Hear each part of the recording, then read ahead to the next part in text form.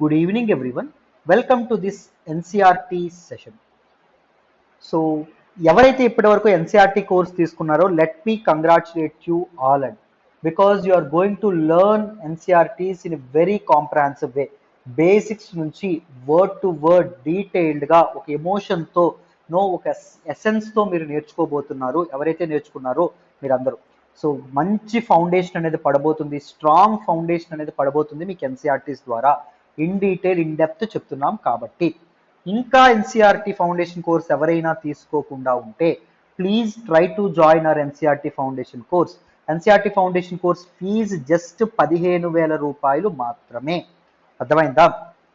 డీటెయిల్డ్గా మన అమ్మ భాషలో తెలుగు భాషలో ఎన్సీఆర్టీస్ని చక్కగా ఎక్స్ప్లెయిన్ చేయడం అనేది జరుగుతుంది. ఒక క్రొనలాజికల్ వేలో మీరు చాలా ఎంజాయ్ చేస్తారు సెషన్స్ని. చాలా బేసిక్స్ నుంచి డీటెయిల్డ్గా ఇన్ డెప్త్ నేర్చుకుంటారు. అర్థమైందా? సో ఫీజు ఎంత అంటే 15,000 మాత్రమే. నెలకి 5,000 చొప్పున కూడా మీరు చక్కగా కట్టుకునే ఆప్షన్ మీకు ఉంది. సో ఈ ఫీజు కూడా మీకు 31 అక్టోబర్ వరకే వ్యాలిడిటీలో ఉంటుంది. 1 నవంబర్ నుంచి ఫీజు 20,000 అవ్వబోతుంది. సో లైఫ్ టైం వ్యాలిడిటీ ఇస్తున్నటువంటి కోర్సు. చక్కగా జాయిన్ అయ్యే ప్రయత్నం చేయండి. మీ బేసిక్స్ని స్ట్రాంగ్ చేసుకోండి. Basics are very very important. So join అవ్వాలి అనుకుంటే ఇది ప్రత్యూష మేడం నెంబర్ 7893899553 మేడం నెంబర్కి ఫోన్ చేయండి. లేకపోతే ltxclasses.com దీనిలోకి వచ్చి మీరు చక్కగా కోర్సుని పర్చేజ్ కూడా చెయ్యొచ్చు. అర్థమైందా? సో మీకు చాలా వాల్యూ ఎడిషన్ ఉంటుంది. నన్ను నమ్మి జాయిన్ అవ్వండి, మీ నమ్మకం వమ్ముకాదు. ఎవరైనా యూపీఎస్సీ ఇన్ఫినిటీ జాయిన్ అవ్వాలనుకున్నా హ్యాపీగా జాయిన్ అవ్వచ్చు.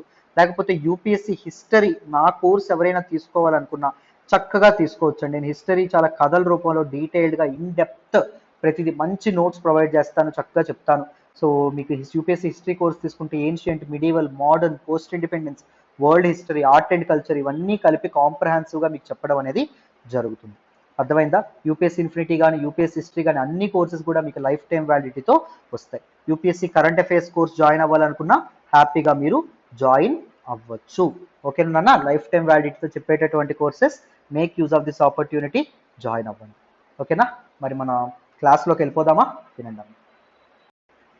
రైట్, మరి చూడండి అన్న, 8th ఎన్సీఆర్టీలోని chapter 1 how, when and where చాలా చాలా చాలా important chapter as far as history is concern.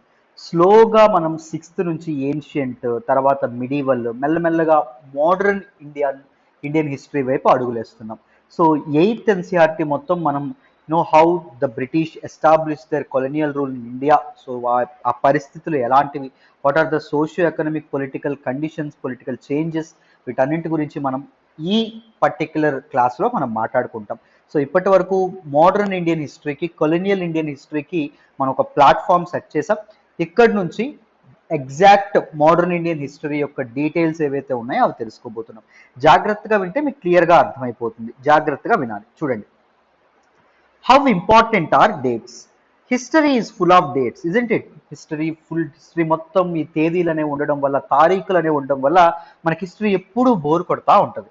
But ఎంత ఇంపార్టెంట్ ఈ డేట్స్? నిజంగా ఈ డేట్స్ చదవాల్సినటువంటి అవసరం ఉందా అని ఇక్కడ క్వశ్చన్. చూడండి, there was a time when historians were fascinated with dates. So చరిత్రలో ఒకానొక సమయంలో ఈ చరిత్రకారులు they were very obsessed with this dates అండి.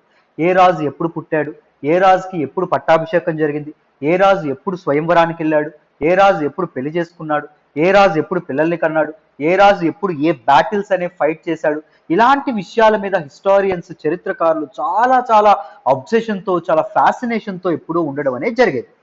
There were heated debates about the dates on which rulers were crowned or battles were fought.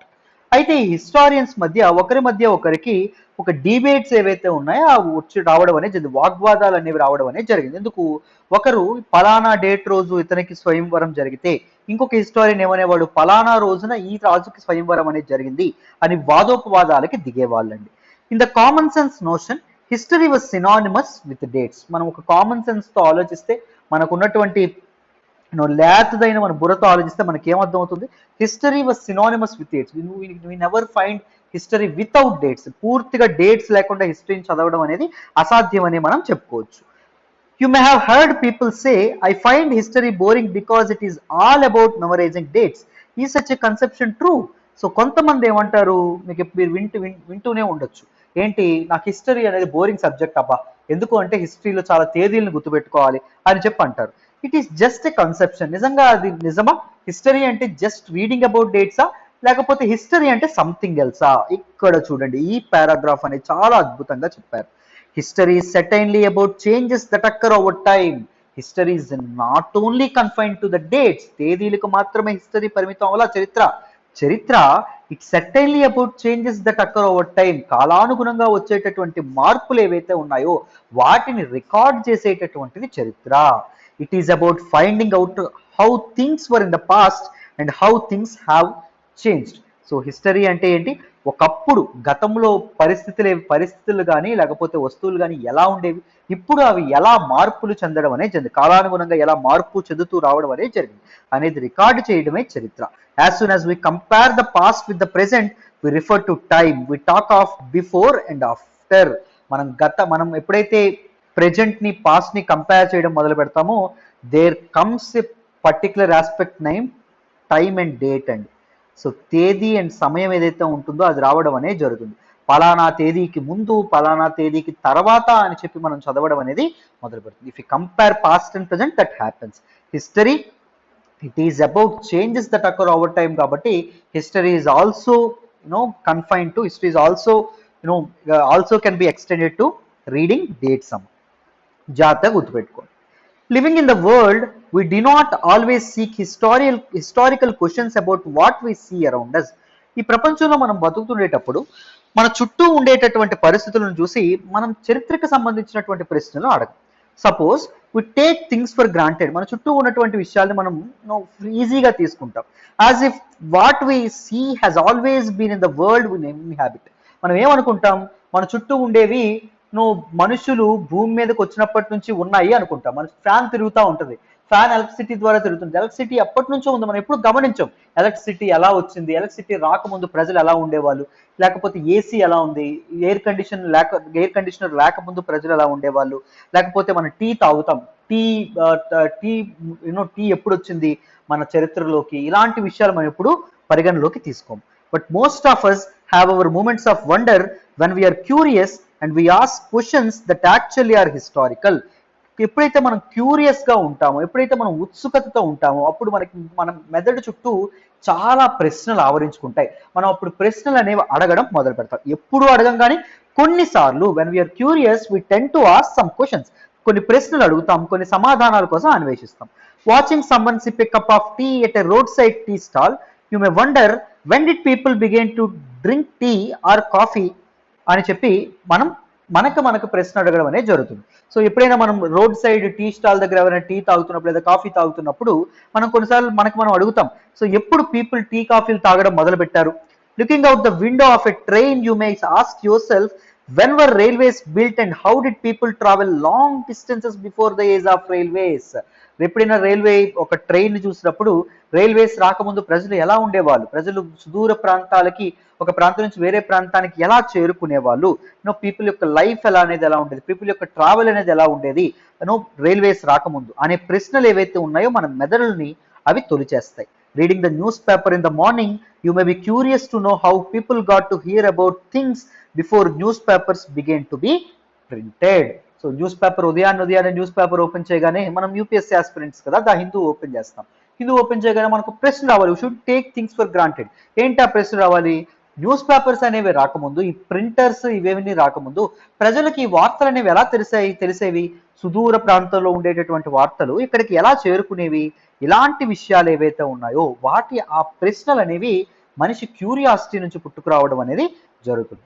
We always, most of the times we take things for granted, we never ask historical questions, but కొన్నిసార్లు మాత్రం మనం ఇలాంటి ప్రశ్నలు అడగడం మొదలు పెడతాం. And ఇక్కడ మీకు ఒక ఇల్లుస్ట్రేషన్ అనేది కనిపిస్తుంది. ఇక్కడ ఒక ఇల్లుస్ట్రేషన్ ఉండాలి, ఫర్ సమ్ రీజన్ ఇది ఇక్కడ కనిపించట్లేదు, రైట్? ఒకసారి ఇల్లుస్ట్రేషన్ లో ఏం చెప్పారో చూడండి. Illustration, it is the first page, front page to the first map produced by James Rennell 1782.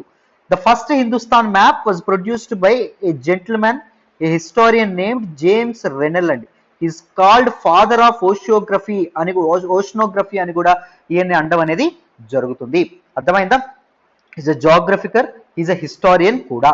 So ఈయన గీసినటువంటి మొదటి మ్యాప్ ఏదైతే ఉంటుందో దాని తాలూకు మొదటి పేజీ అట్టలో ఇక్కడ ఉన్నటువంటి ఇలిస్ట్రేషన్ ఉంటుంది. Brahmins offering shastras to Britannia. Britannia అంటే ఏంటి అంటే పర్సానిఫికేషన్ ఆఫ్ ద బ్రిటిష్. ఇప్పుడు సపోజ్ భారతదేశానికి పర్సానిఫికేషన్ భరతమాత అంటామా, సో అలాగే బ్రిటిష్ మాత ఎవరు అంటే బ్రిటానియా. అర్థమైందా? సో అంటే బ్రిటిష్ వాళ్ళకి మన బ్రాహ్మణులు ఎవరైతే ఉన్నారో వాళ్ళు శాస్త్రాస్ ద సేక్రెడ్ టెక్స్ట్ ఏవైతే ఉన్నాయో అవి విల్లింగ్ గా ఇస్తున్నట్టు ఒక ఇల్లుస్ట్రేషన్. అర్థమైందా? మన తాలూకా వండర్ఫుల్ టెక్స్ట్, వండర్ఫుల్ ఇవేవైతే ఉన్నాయో మన సారస్వత సంపద ఏదైతే ఉంటుందో అదే మనమే బ్రిటిష్ వాళ్ళ చేతుల్లో పెట్టామన్నట్టుగా ఇక్కడ ఇల్లుస్ట్రేషన్ చూపించారు. చూడండి, జేమ్స్ రెనెల్ ఎవరైతే ఉన్నారో he's an English historian and he's an English geographer. Rennell was asked by Robert Clive to produce maps of Hindustan. Robert Clive is a major general, modern Indian history మీద తనదంటూ ఒక ముద్ర వేసినటువంటి వ్యక్తి. Battle of Plassey కానీ లేకపోతే conquest of Arcot లో కానీ ఒక significant role play చేసినటువంటి వ్యక్తి. కర్ణాటిక్ వార్స్ లో కూడా సిగ్నిఫికెంట్ రోల్ ప్లే చేసినటువంటి వ్యక్తి రాబర్ట్ క్లైవ్ ఎవరైతే ఉన్నారో రాబర్ట్ క్లైవ్. మన మోడర్న్ హిస్టరీలో క్లాసులో మనం ఈయన గురించి చాలా చక్కగా చెప్పుకున్నాం, ఎలాంటి రోల్స్ ఈయన ప్లే చేయడం అనేది జరిగింది. అండ్ బెంగాల్లో డ్యూయల్ సిస్టమ్ ఏదైతే ఉంటుందో అది ఇంపోజ్ చేసినటువంటి ద్వంద్వ ప్రభుత్వం ఏదైతే ఉంటుందో అది ఇంపోజ్ చేసినటువంటి మేజర్ జనరల్ ఎవరు అంటే మనకి రాబర్ట్ క్లైవ్. అర్థమైందా? సో రాబర్ట్ క్లైవ్ 1774లో చనిపోవడం అనేది జరుగుతుంది.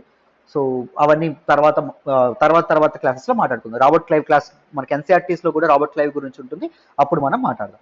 Robert Clive is a British military general అండి, మేజర్ జనరల్.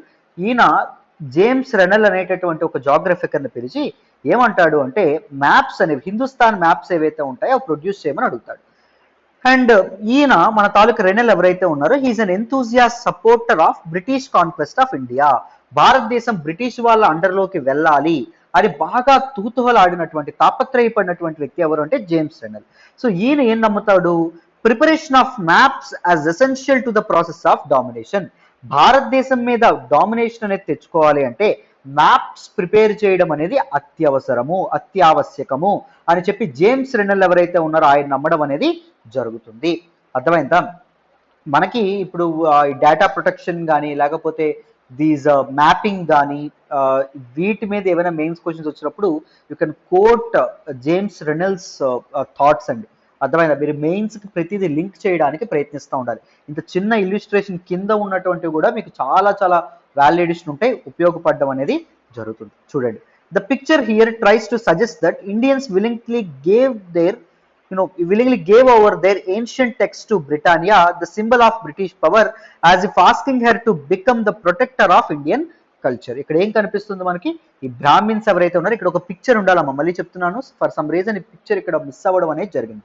అదే నేను చాలాసార్లు ట్రై చేశాను, multiple times NCERT original website నుంచి పీడిఎఫ్ డౌన్లోడ్ చేయడానికి ట్రై చేశాను, బట్ అక్కడ మిస్ అవుతుంది. అర్థమైందా? సో అక్కడ పిక్చర్లో ఏం కనిపిస్తుంది అంటే బ్రాహ్మిన్స్ ఎవరైతే ఉన్నారో వాళ్ళు these Indian Brahmins Britannia is the symbol of British power, అంటే బ్రిటిష్ మాత అని చెప్పి అనుకోవచ్చు ఆవిడకి. సో దిస్ ఏన్షియంట్ టెక్స్ట్ ఏవైతే ఉన్నాయో అవి అందిస్తున్నారు as if she was the protector of Indian culture. భారత సంస్కృతికి ఆవిడ ప్రొటెక్ట్ చేస్తుండేటట్టు ప్రొటెక్ట్ చేయగలదు అనే ఉద్దేశంతో అన్నట్టు. అర్థమైందా? సో అది మనకి ఇక్కడ చెప్పడం అనేది జరిగింది. This is all about first page. Next పేజ్కి వెళ్దామా? చూడండి, లాస్ట్లో టకటక రివిజన్ కూడా చేద్దాంలేండి, ఇంపార్టెంట్ పాయింట్స్ ఏవైతే ఉన్నాయో. నెక్స్ట్ పేజ్ చూడండి. All such historical questions refer us back to notions of time. So these historical questions ఏవైతే ఉన్నాయో, ఎప్పుడైతే మనకి ఇలాంటి క్వశ్చన్స్ వస్తాయి అవుట్ ఆఫ్ క్యూరియాసిటీ, మనం కాలానికి వెనక్కి పరిగెట్టడం అనేది జరుగుతుంది. వెనక్కి పరిగెత్తి మనం ఈ ప్రశ్నలకు సమాధానాలు వెతకడానికి ప్రయత్నిస్తాం. But time doesn't have to be always precisely dated in terms of a particular year are A month. Railways ఎప్పుడు వచ్చినాయి అని మనం చెప్పడానికి ఒక పర్టికులర్ డేట్ చెప్పలేం, లేకపోతే ఇండియాలో నేషనల్ మూవ్మెంట్ ఎప్పుడు స్టార్ట్ అయింది ఒక డేట్ చెప్పలేం, ఇండియన్స్ ఎప్పుడు తమ కల్చర్లో టీని ఇంక్లూడ్ చేశారు అనేటటువంటి విషయాలకి ఒక పర్టికులర్ డేట్ మనం చెప్పలేకపోవచ్చు. Sometimes it is actually incorrect to fix precise dates to processes that happen over a period of time. So కొన్నిసార్లు ఒక స్ట్రెచ్ ఆఫ్ టైం జరిగేటటువంటి కొన్ని విషయాలు ఏవైతే ఉన్నాయో, కొన్ని ఆస్పెక్ట్స్ ఏవైతే ఉన్నాయో అవి ఎప్పుడు జరిగాయని చెప్పడానికి ఒక పర్టికులర్ టైంని మనం అటాచ్ చేయడం చాలా కష్టం. అటాచ్ చేసినా అది ఇన్కరెక్ట్ కూడా, తప్పు కూడా. People in India didn't begin drinking tea one fine day భారతదేశ ప్రజలు ఏదో ఒక రోజు ఒక్కసారిగా ఉట్టుపడినట్టు మనం టీ తాగడం మొదలు పెట్టాల. They developed taste for it over time. So కాలక్రమేణా వాళ్ళు టీ మీద ఇష్టం పెంచుకున్నారు. There can be no one clear there can be no one clear date for a process such as this. So tea drinking అనేటటువంటిది Indian culture లో assimilate అవ్వడం గురించి ఒక పర్టికులర్ డేట్ అనేది చెప్పగలం అంటే చెప్పలేం. It is a kind of process. It happened over a stretch of time. Similarly, one cannot fix one single date on which British rule was established or the national movement started or changes took place within the economy and society. అదే విధంగా మనం British వాళ్ళ తాలూకు rule ఇండియాలో ఎప్పుడు establish అయింది, British వాళ్ళు తమ డామినెన్స్ అనేది ఎప్పుడు ఇండియాలో ఎస్టాబ్లిష్ చేశారు అనేటటువంటి ప్రశ్నకు కానీ, భారతదేశంలో ఇండియన్ నేషనల్ మూవ్మెంట్ భారత జాతీయోద్యమం ఎప్పుడు మొదలైంది అనేటటువంటి ప్రశ్నకి ఒక పర్టికులర్ డేట్ని మనం సమాధానంగా చెప్పలేం. అండ్ ఇండియన్ ఎకానమీలోను సొసైటీలోను మార్పులు, సమూలమైనటువంటి మార్పులు ఎప్పుడు రావడం మొదలుపెట్టినాయి అనేటటువంటి ప్రశ్నకు కూడా మనం ఎటువంటి సమాధానాలని, ప్రిసైజ్ డేట్ని మనం చెప్పలేం. All these things happened over a stretch of time. Over a stretch of time these things ఏవైతే, దీస్ చేంజెస్ ఏవైతే ఉన్నాయో, సోషియో ఎకనామిక్ పొలిటికల్ చేంజెస్ ఏవైతే ఉన్నాయో అవి రావడం మనం గమనించవచ్చు. We can only refer to a span of time, an approximate period over which particular changes became visible. మనం దాన్ని ఒక పర్టికులర్ డేట్ తో కాకుండా ఒక స్పాన్ ఆఫ్ టైం తో మాత్రమే మనం గుర్తించవచ్చు. ఈ పర్టికులర్ స్పాన్ ఆఫ్ టైంలో మాత్రమే ఈ చేంజెస్ అనేవి మనకు విజిబుల్ అవ్వడం అనేది జరిగింది. అర్థమైందా? రైట్. సో ఇప్పుడు మనం మనం బాడీ బిల్డ్ చేయాలని చెప్పి అనుకుంటాం. ఒకసారి జిమ్కి వెళ్తే బాడీ బిల్డ్ అయిపోతుందా? బిల్డ్ అవ్వదు. రెండోసారి జిమ్కి వెళ్తే అయిపోతుందా? అవ్వలేదు. వన్ ఫైన్ డే మనకు ఒక 7-8 months తర్వాత మనకి మెల్లగా 6 packs కనిపిస్తాయి, లేకపోతే మనకి మంచి యాబ్స్ కనిపించడం కానీ, మంచి షోల్డర్స్ కనిపించడం కానీ జరుగుతాయి. మరి ఇప్పుడు ఈ షోల్డర్స్ ఎప్పుడు 6 pack వచ్చిందంటే పర్టికులర్ డేట్ అనేది చెప్పగలమా? చెప్పలేము. ఈ 8 months ఏదైతే ఉంటుందో, this over the stretch of time that happened, ఎప్పుడైతే ఆ యాబ్స్ అనేది మనకి రావడం అనేది జరిగింది, that is a significant change అని చెప్పి మనం అనుకోవచ్చు. దాన్ని వన్ పర్టికులర్ డేట్ తో మనం కోరిలేట్ చేయలేం. Why then do we continue to associate history with a string of dates? This association has a reason. మరి ఒక పర్టికులర్ దీస్ ప్రాసెస్ కి ఒక స్ట్రెచ్ ఆఫ్ టైం అంటున్నాం కానీ ఒక పర్టికులర్ డేట్ అని అన్నప్పుడు మనం ఎందుకు హిస్టరీని డేట్స్ ని కలుపుతాం? హిస్టరీలో డేట్స్ చదవాలని చెప్పి ఎక్కువ ప్రయత్నిస్తాం. ఈ హిస్టరీకి డేట్స్ కి మధ్య ఉన్నటువంటి రిలేషన్ ఏంటి? ఎందుకు చదవాలనుకుంటాం? This association has a reason అమ్మ. దానికి కొంత అర్థం అనేది ఉంటుంది. There was a time when history was an account of battles and big events. ఒకప్పుడు ఈ చరిత్రను ఏమనుకునే వాళ్ళు తెలుసా? చరిత్ర అంటే సింపుల్ గా యుద్ధాలని, దాంతోపాటు గొప్ప గొప్ప సంఘటనల్ని రికార్డ్ చేయడం, వాటన్నిటిని ఒక దగ్గర కేంద్రీకృతపరచడం అని చెప్పి చాలా మంది అనుకునేవాళ్ళు. It was about rulers and their policies. History is all about these powerful rulers, మంచి పోరాట పటిమ కలిగినటువంటి యోధులు, అండ్ దాంతోపాటు వాళ్ళు తీసుకొచ్చినటువంటి పాలసీస్ ఏవైతే ఉన్నాయి, డిసిషన్స్ ఏవైతే ఉన్నాయో అదే హిస్టరీ అనుకునేవాళ్ళు. Historians wrote about the year a king was crowned. Historians దేని గురించి రాసేవాళ్ళు? ఒక రాజు ఎప్పుడు పట్టాభిషిక్తుడయ్యాడు, ద ఇయర్ హీ మ్యారీడ్, ఎప్పుడు పెళ్లి చేసుకున్నాడు, the year he had a child, ఎప్పుడు ఆయనకి పిల్లాడు పుట్టాడు, the year he fought a particular war, ఎప్పుడు ఆయనకు యుద్ధం చేయాల్సి వచ్చింది, ద ఇయర్ హీ డైడ్, ఎప్పుడు ఆయన చనిపోవడం అనేది జరిగింది, and the year the next ruler succeed, ఎప్పుడు తన తర్వాత రూలర్, తన సక్సెసర్ ఎప్పుడు పట్టాభిషిక్తుడు అయ్యాడు. ఇలాంటి విషయాలను రికార్డ్ చేయడమే హిస్టరీ అనుకునేవాళ్ళు. For events such as these specific dates can be determined. So ఇలాంటి ఈవెంట్స్కి, ఇలాంటి బిగ్ ఈవెంట్స్కి మనం ఒక డేట్ అనేది ఇవ్వచ్చు. పలానా రాజు పలానా రోజు పట్టాభిషిక్తుడయ్యాడు, పలానా రోజు పెళ్లి చేసుకున్నాడు, పలానా రోజు ఒక యుద్ధం చేశాడు, పలానా రోజు ఒక పిల్లాడిని కన్నాడు, పలానా రాజు అనారోగ్యానికి గురయ్యాడు, పలానా రాజు చనిపోయాడు అని మనం ఇలాంటి ఈవెంట్స్కి చెప్పొచ్చు. And in history such as these debates about dates continue to be important. So ఇలాంటి చరిత్రలో మనం ఇలాంటి రికార్డ్స్ ఎప్పుడైతే మనం రికార్డ్ చేయడం అనేది జరుగుతుందో, సో ఈ డేట్స్కి సంబంధించినటువంటి డిబేట్స్ కూడా హిస్టారియన్స్ మధ్య మనకి ఇప్పుడు కనిపిస్తాయి. ఒక హిస్టారియన్ ఒక రోజు ఒక డేట్ చెప్తే ఇంకొక హిస్టారియన్ ఇంకొక డేట్ చెప్పడానికి ముందుకు రావడం అనేది జరుగుతుంది. We tend to see it, we always find it difficult to find a specific date for a particular event. ఒక ఈవెంట్కి ఒక డేట్ని మనం ఇవ్వడం అనేది చాలా కష్టం చరిత్రలో. As you have seen in the history text book of the past 2 years, గత 2 సంవత్సరాలుగా మీరు హిస్టరీ టెక్స్ట్ బుక్ చదువుతున్నాం. మనం 6th class చదివాం, 7th class చదివాం. Historians now write about a host of other issues. Historians ఇప్పుడు డేట్స్ మీద concentrate చేయట్లేదు, అదర్ ఇష్యూస్ మీద కూడా కాన్సన్ట్రేట్ చేయడం మొదలుపెట్టారు. అండ్ అదర్ క్వశ్చన్స్, వేరే ప్రశ్నలకు కూడా సమాధానాలు ఇవ్వడం మొదలుపెట్టారు. They look at how people earn their livelihood. ప్రజలు ఒకప్పుడు తమ తాలూకు జీవనాధారాన్ని ఎలా సంపాదించుకునేవారు. Earliest people are hunters and gatherers అని 6th క్లాస్ ఫస్ట్ లెసన్ లో చదువుకున్నామా. And what they produced and ate, ఎలాంటి అగ్రికల్చర్ ఎప్పుడు ప్రొడ్యూస్ అయింది, ఏవి తిన్నారు. ఎర్లియస్ట్ క్రాప్ బార్లీ, తర్వాత వీట్, తర్వాత రైస్ అని మనం చదువుకున్నామా. హౌ సిటీస్ డెవలప్డ్, సిటీస్ అనేవి ఎలా డెవలప్ అయినాయి, ముఖ్యంగా ఇండో గ్యాంగటిక్ ప్లేన్ లో షోడశ మహాజనపదాస్ ఏవైతే ఉన్నాయో అవి ఎలా ఎమర్జ్ అవ్వడం అనేది జరిగింది. మౌర్యన్ ఎంపైర్ ఎలా ఎమర్జ్ అయింది, డిఫరెంట్ సిటీస్. మనం నార్త్ తక్షశిల నుంచి సౌత్ మనం చూసుకుంటే మనకి దక్షిణాపద్, మధ్యలో ఉజ్జయిన్, ఈస్ట్ లో మనకు చూసుకుంటే కళింగ ప్రాంతం ఏదైతే ఉంటుందో కళింగ ప్రాంతం, తర్వాత రాజస్థాన్ ప్రాంతం చూసుకుంటే రాజ్పుతానా. సో ఇలా అక్కడ సిటీస్ ఏవైతే ఉన్నాయి, వండర్ఫుల్ సిటీస్ అనేవి ఎమర్జ్ అయినాయి. సో ఎలా ఎమర్జ్ అయినాయి, మార్కెట్స్ అనేవి ఎలా ఎమర్జ్ అవ్వడం అనేది జరిగింది. ఒకప్పుడు production, distribution, consumption of resources ఎలా ఉండేది, సో అవి ఎలా ఎవాల్వ్ అవుతూ రావడం అనేది జరిగింది. ట్రేడ్ ఎలా డెవలప్ అయింది. హౌ కింగ్డమ్స్ వర్ ఫార్మ్డ్, రాజ్యాలు ఎలా వచ్చినాయి. The bigger kingdoms that are empires, సామ్రాజ్యాలు అనేవి ఎలా వచ్చినాయి. న్యూ ఐడియాస్ ఏవైతే ఉన్నాయో ఎలా స్ప్రెడ్ అయినాయి. భక్తి ఐడియాస్ కానీ, సూఫీ ఐడియాస్ కానీ, శైవిజం కానీ, జైనిజం కానీ, బుద్ధిజం కానీ. And how cultures and society changed. వివిధ సంస్కృతులు లేకపోతే వివిధ సమాజాల్లో మనం చేంజ్ అనేది, మార్పు అనేది ఎలా గమనించగలిగాం. ఇలాంటి వాటి మీద హిస్టారియన్స్ ఇప్పుడు ఎక్కువ ఎంఫసిస్, కాన్సన్ట్రేట్ చేయడం అనేది జరిగింది. ఒకప్పుడు దేని మీద చేసేవాళ్ళు, డేట్స్, రికార్డింగ్ బిగ్ ఈవెంట్స్ మీద చేయడం అనేది జరిగింది. ఇక్కడ మీరు జాగ్రత్తగా గమనించాలి నాన్న, ఇక్కడ మీకు తెలియకనే చెప్పకుండానే ఎన్సీఆర్టీ వాళ్ళు ఏం చెప్తున్నారు అంటే, don't concentrate more about dates. మనకి ఎప్పుడు తేదీల గురించి ఎక్కువగా పట్టించుకోకండి. You try to read the changes happened over time.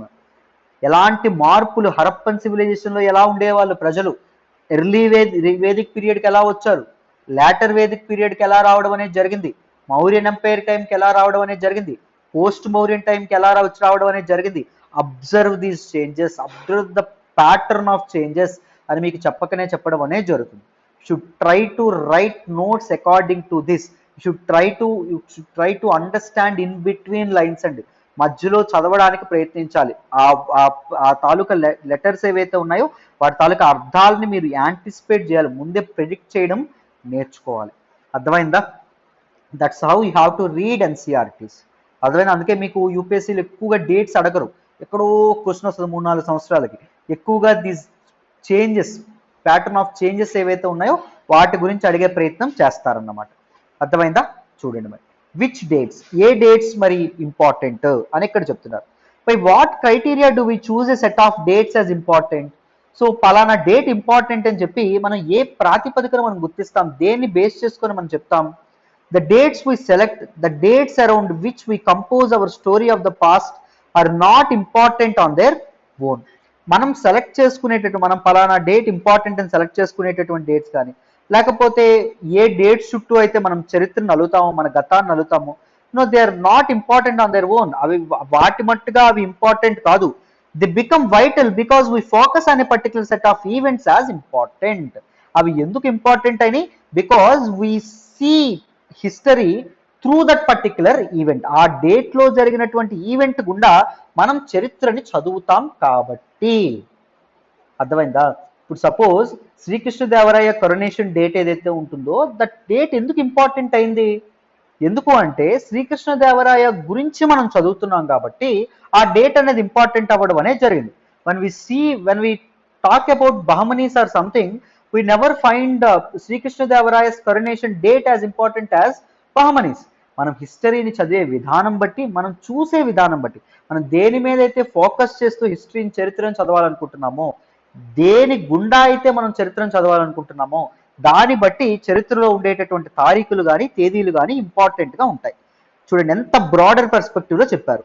If our focus of study changes, if you begin to look at new issues, A new set of dates will appear significant. మనం చదివేటటువంటి తీరు మారితే, దాంతోపాటు మనం కొత్త ఆ ఇష్యూని కాకుండా వేరే ఇష్యూని చదవడం మొదలు పెడితే, చెప్పాను శ్రీకృష్ణదేవరాయ గురించి కాకుండా, మనం విజయనగర ఎంపైర్ గురించి కాకుండా ఇప్పుడు మొఘల్స్ గురించి చదివాం అనుకోండి, విజయనగర ఎంపైర్ కింగ్స్ యొక్క కరుణేషన్ కానీ లేకపోతే వాళ్ళ డెత్ కానీ అది మనకి ఇంపార్టెంట్ అనిపించదే. ఎందుకు ఇంపార్టెంట్ అనిపిస్తుంది? No, according to our study dates will be this classified as important and unimportant ones, right? Consider an example. ఇక్కడ ఎగ్జాంపుల్ ఇచ్చారు చూడండి.